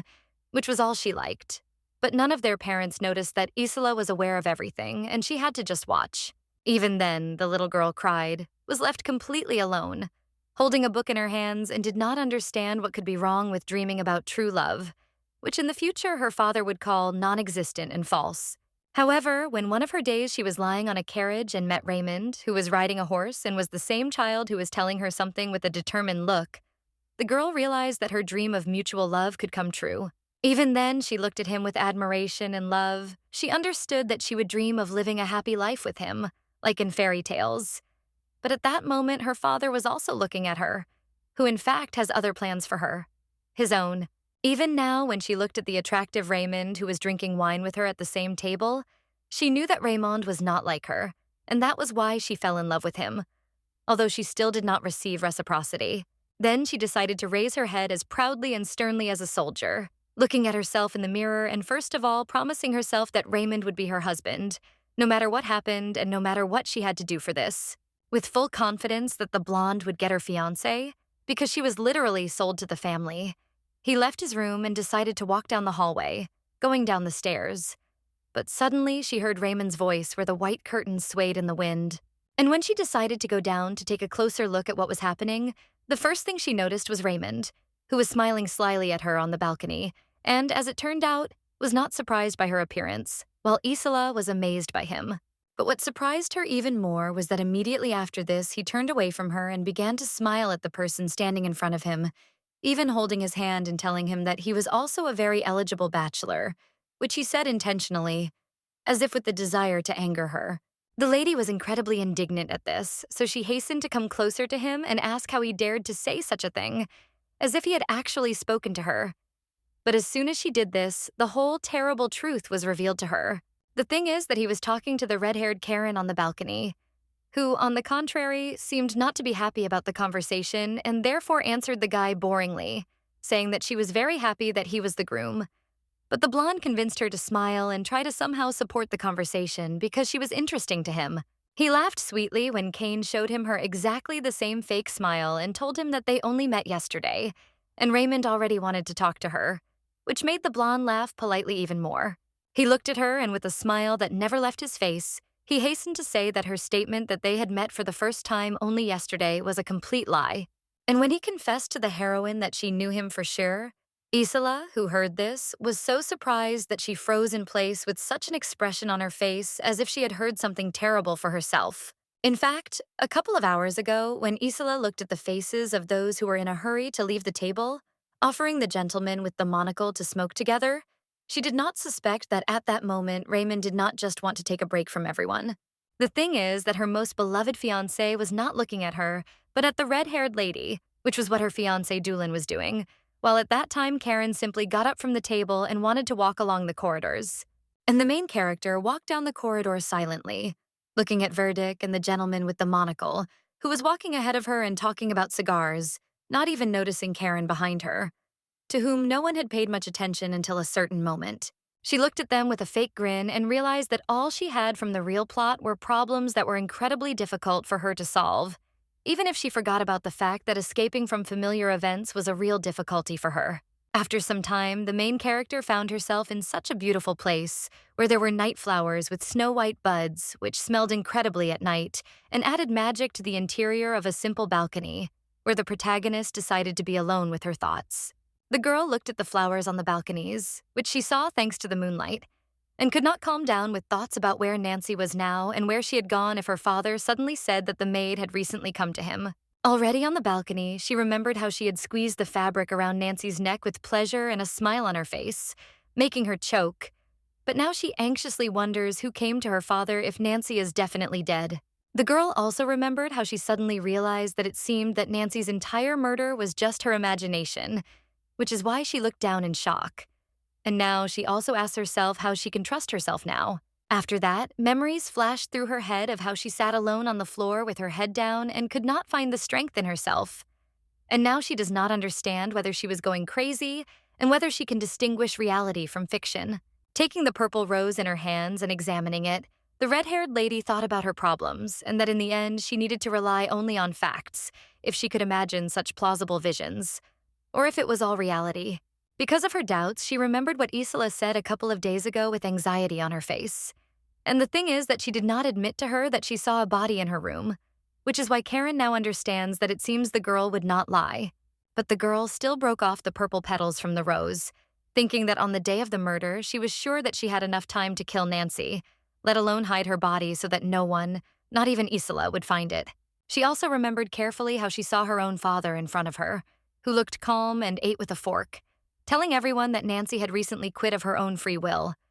But now Karen wonders if her father was lying for some purpose. But suddenly her thoughts were interrupted by someone who appeared in front of her so suddenly that the red-haired woman even forgot about everything she had thought about before, jumped up on the spot and looked at Raymond when he asked her what she was thinking about, and the lady had to answer with a smile, saying that she was not thinking about anything special. She was amazed at how the guy she liked smiled and asked her if she wanted to spend time with him. But at that time, Karen only realized even more that if there are nightmares in fantasy, then this guy was a real horror for her. She thought that his love, although captivating, did not lag behind the post itself of clear answers, which was alarming. But at that time, the guy was already pouring light wine into 2 glasses. But Lay answered that she would not drink it, since she was wounded. To this, the fair-haired guy responded with a smile, holding 2 glasses in his hands, saying that in that case he would drink from 2 glasses for 2. But the irritated lady asked in response why he shouldn't drink straight from the bottle. Then he decided to calmly put the glasses of wine on a small table near him, telling the lady with a smile that it seemed she was angry with him, which caused the lady to turn away, asking in response whether, in his opinion, she had any reason to be happy. And the guy didn't answer this, only leaning closer to the protagonist and whispering near her ear that he was sure that they would have fun together. But only because of this, the house became even more angry, not understanding what the already suspicious Raymond wanted to achieve. He even looked at her with a not sincere, charming smile, as if he wanted to get only her attention, telling her that, in fact, ladies went to war in droves just to see him. But this outraged the heroine even more. She decided to show him her feigned surprise, but still allowed the suspicious gentleman to take her hand, while the lady told him in surprise that she couldn't believe that he was so confident in himself that he was telling her this. Her body instinctively leaned back, away from the smiling and suspicious man, who even now smiled at her just like that, when the red-haired llama tried to explain to him that he already had a bride, Isila, and he didn't need to bother her with smirks. It seems that the guy didn't plan to lag behind the main character, because the smile never left his face, and he explained all his courtship and strange behavior by saying that he simply wanted to take care of the wounded girl, although in fact the protagonist understands perfectly well that they cannot be trusted. But behind her in the window, the red-haired woman could already clearly see Isila, flushed with anger, looking at them with such fury and jealousy that it seemed that after the blonde man's words, not even a hair would remain of Karen. She really had been watching them through the window all this time and was burning with anger with the brightest flame, looking at Raymond and not understanding how he dared to behave so provocatively and impudently, despite the fact that he knew perfectly well that the blonde would be his bride in the future. And although the red-haired lady asked the guy to leave her alone as soon as possible, in reality, she wanted Isila to go crazy over this incident, doing all this out of spite and looking at Raymond, who at that time was looking at her hand and saying that he was only asking to be with her for at least 1 second. But suddenly he raised his eyes to her and honestly admitted that her face looked very sour and dissatisfied. But this did not make the heroine softer, only looking at the blonde and thinking that it was precisely because of his presence. In order, apparently, to smooth the conversation and talk about at least something, the blonde straightened up again and decided to tell the heroine with a proud smile on his face that he was, in fact, an enviable groom, whom all the girls in the area were. But that did not surprise the red-haired lady. Rather, it angered her. She just sighed, telling the guy with her eyes closed that she was very happy that he could share such news with her, to which Raymond responded with surprise, even asking if that was true, believing that the lady was interested in hearing her own praise for herself. After that, he suddenly extended the main character's hand closer to himself with suspicious statements about the fact that the Evans family, that is, Isila, really wants to get him for themselves. So they are now asking the lady if this is not a great way to get revenge. And after the guy calmly looked Karen in the eyes, bringing her face as close to his as possible, he said that it seemed to him that she wanted to take him away from Isila. But this only surprised the red-haired lady even more. In front of her was a tall guy with a pumped-up body, but Madame was amazed only by his words, asking how this was possible and what he was talking about if they had only seen each other yesterday. But Raymond said again that this was not so and she was lying. The guy continued to smile slyly and tell the lady that she knew him very well and that this was not their first meeting,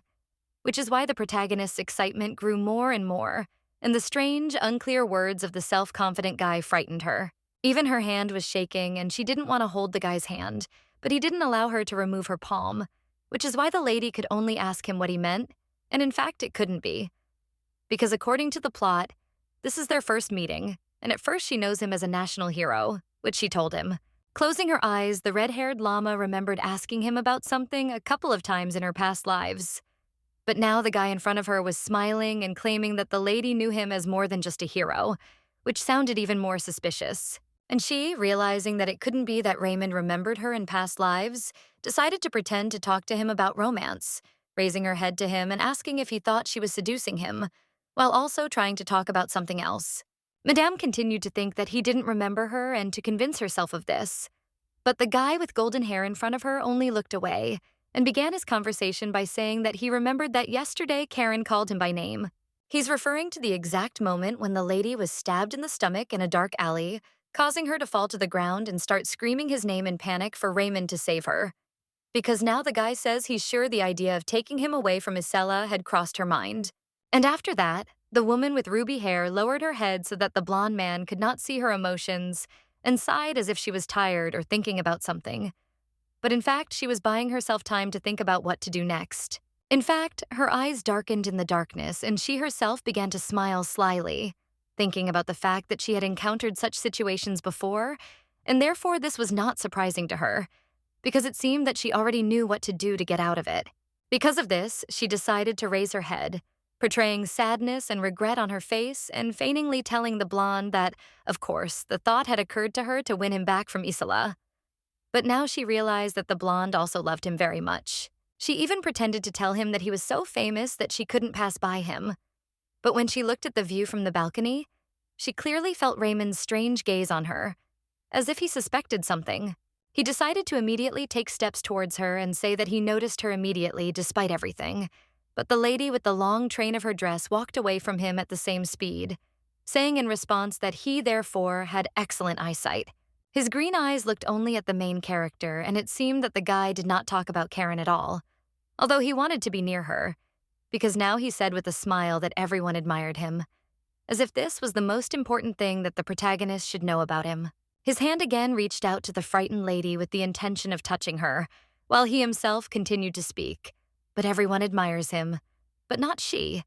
as if she had known him for a long time, which is what attracts him to her in earnest. And his eyes lit up like a hungry, bloodthirsty snake when he turned from a sweet and charming guy into a formidable and scary soldier, who told Karen that her face did not depict a drop of adoration when he was in front of her, which drove him crazy. Karen was so shocked that she looked at him with shocked eyes and an open mouth when his hand touched the protagonist's cheek, and in her violet eyes, the hope that she wanted to see in front of her that very Raymond,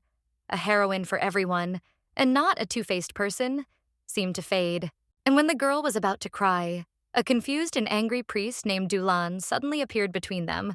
and he squeezed Raymond's shoulder and angrily asked him what he was doing with his bride. And he was only surprised by his appearance, but not at all afraid. He didn't say a word to him any further, realizing that he was behaving in the most strange way for Dulan and the main character. Because of that, he only looked at the brunette with his bright eyes and remained silent, realizing that Dulan would not back down anymore. And only after that his hand demonstratively let go of the protagonist's palm and rose up as if Dulan was to blame for everything. And he closed his eyes and spoke with indignation. But this was extremely rude on the part of the priest. But for Dulan, it no longer had any meaning, because he took Lay with red hair by the hand and led her into the corridor, briefly telling Raymond that they needed to go and not even saying goodbye to him. And Karen was silent as if from shock. The lady decided to turn to Raymond just once, wanting to see his reaction or face as if for the last time, but she only noticed that the blonde was still looking at her with suspicious, menacing eyes. She also saw behind her that after meeting her, Raymond decided to approach Isila, talking to her about something. But even now, the girl finds oddities in his behavior, because in past lives, he always chose her without any hesitation. Karen thought that if she hadn't changed, they would have been together again. But when she was thinking about it and turning to the blonde, she didn't notice how the priest called her name so that she would no longer pay attention to him. And then, when the girl looked ahead with her violet eyes, she suddenly realized that she did not want love or money like everyone around her, but only death, while not forgetting to take revenge on everyone for the suffering in past lives. After some time, the red-haired lady again found herself at the table where the dinner had been held earlier, and she obediently sat down at the table when Dulan helped her sit down, unaware that his bride was thinking that she was pleased to see him nearby, because in that case, it would be easy to kill. However, when a blonde man also appeared at the table, who was clearly not a naive heroine and a kind person, the girl understood that his suspicions would prevent her from doing what she had planned, so she needed to be twice as careful as before. She emptied the glass onto the new dish, which was covered with a cloche for presentation and safety. But Karen looked at it with a certain indifference, because she was not thinking about the food at all, but about her future murders and what she was doing to commit them. As soon as the cloche opened, she seemed to see a dish that was not hers, but Raymond, whom she had killed as food, who did not open his eyes and was decorated with his own blood. And she thought this for the reason that she understood that she could try to kill the main character for a new path in life. And she willingly took the knife in her hands as if intending to cut her favorite victim. But at the same time, she asked herself the question, will the same thing happen this time if she tries to kill Raymond and make him her main victim? However, she imagined the blonde not just dead in his plate, but smiling at her so sincerely and beautifully that the lady wondered whether this guy would fall in love with her this time, or whether everything would turn out to be more interesting. And the next morning, when Verdieu was sitting on the sofa in his uniform and spreading butter on his bread, he asked his daughter why she had called him so early. Since the previous night they had stayed up late at dinner and had only fallen asleep in the middle of the night. However, when he looked at his daughter to understand why she was not answering, he noticed that the blonde was literally shaking from something and could not even raise her head up, because anxiety still had not left her heart. She pounced on her dad and screamed at him, saying that something was wrong with Nancy and that she was having a terrible nightmare. But her father insisted on his own, remaining calm and telling her that she had already been informed earlier that she had simply quit. And in fact, when Verdict looked closely at his daughter, he understood that he didn't care what happened to Nancy and what his daughter felt, because he wanted not to interfere in the personal affairs of Karen's father for the sake of good cooperation and profit, and therefore he wanted to prove to his daughter that there was no need to worry. So he took his daughter's hand in his and tried to calm her down, saying that this was absolutely not something she should be thinking about, because her engagement was coming soon and she had to get enough sleep, and he also ordered her to return to her chambers and not disturb him while he rested. But in response, the blonde only began to wave her hands and tell her dad with indignation, saying that it seemed to her that Nancy could have been killed by one of the servants, or that the Lord himself had destroyed her. And she also said that he could have turned this to their advantage, made a profit out of it. However, as soon as she said anything about that night when she first saw the strange, terrible vision in her room, Verlick hit the table with his fist with such force that Isila jumped back from him, again unable to speak from fear. With a tired look due to his lowered head and tired voice, Verdict sternly told his daughter not to say anything more about this topic. But Isla still looked at him as if she had not expected this from him at all. Telling his daughter through clenched teeth that he had nothing to say to the owner of the house or to object to him in any way, he grabbed Isla by the forearm and gave her an incredibly hard blow, ordering her not to waste any more time on nonsense and to concentrate on business. And when the frightened and silent Isela looked at her dad, Verdict once again told her with all his anger that they had no right to even present anything to the lord of this estate, because any negativity from their side could have a bad effect on their careers and desire to get these lands. Only after Verdict had maliciously told her daughter that even if the lord himself had killed that maid, they should not care. Isla had finished and the lord had calmed down, raising himself and calmly telling his daughter to prepare for the meeting with Raymond and not to think about something useless. Even when the girl jumped up and shouted to her father that she was just trying to help him get to the swimming pool, He just pointed his hand at her, and loudly with a squeal, said that it seemed like she was only jealous of Karen, and that was why she was behaving so rudely. He turned away from her and seemed to not want to accept her point of view, telling his daughter that she was obliged to marry Raymond and the engagement would definitely take place, and its failure would threaten everyone with a big scandal,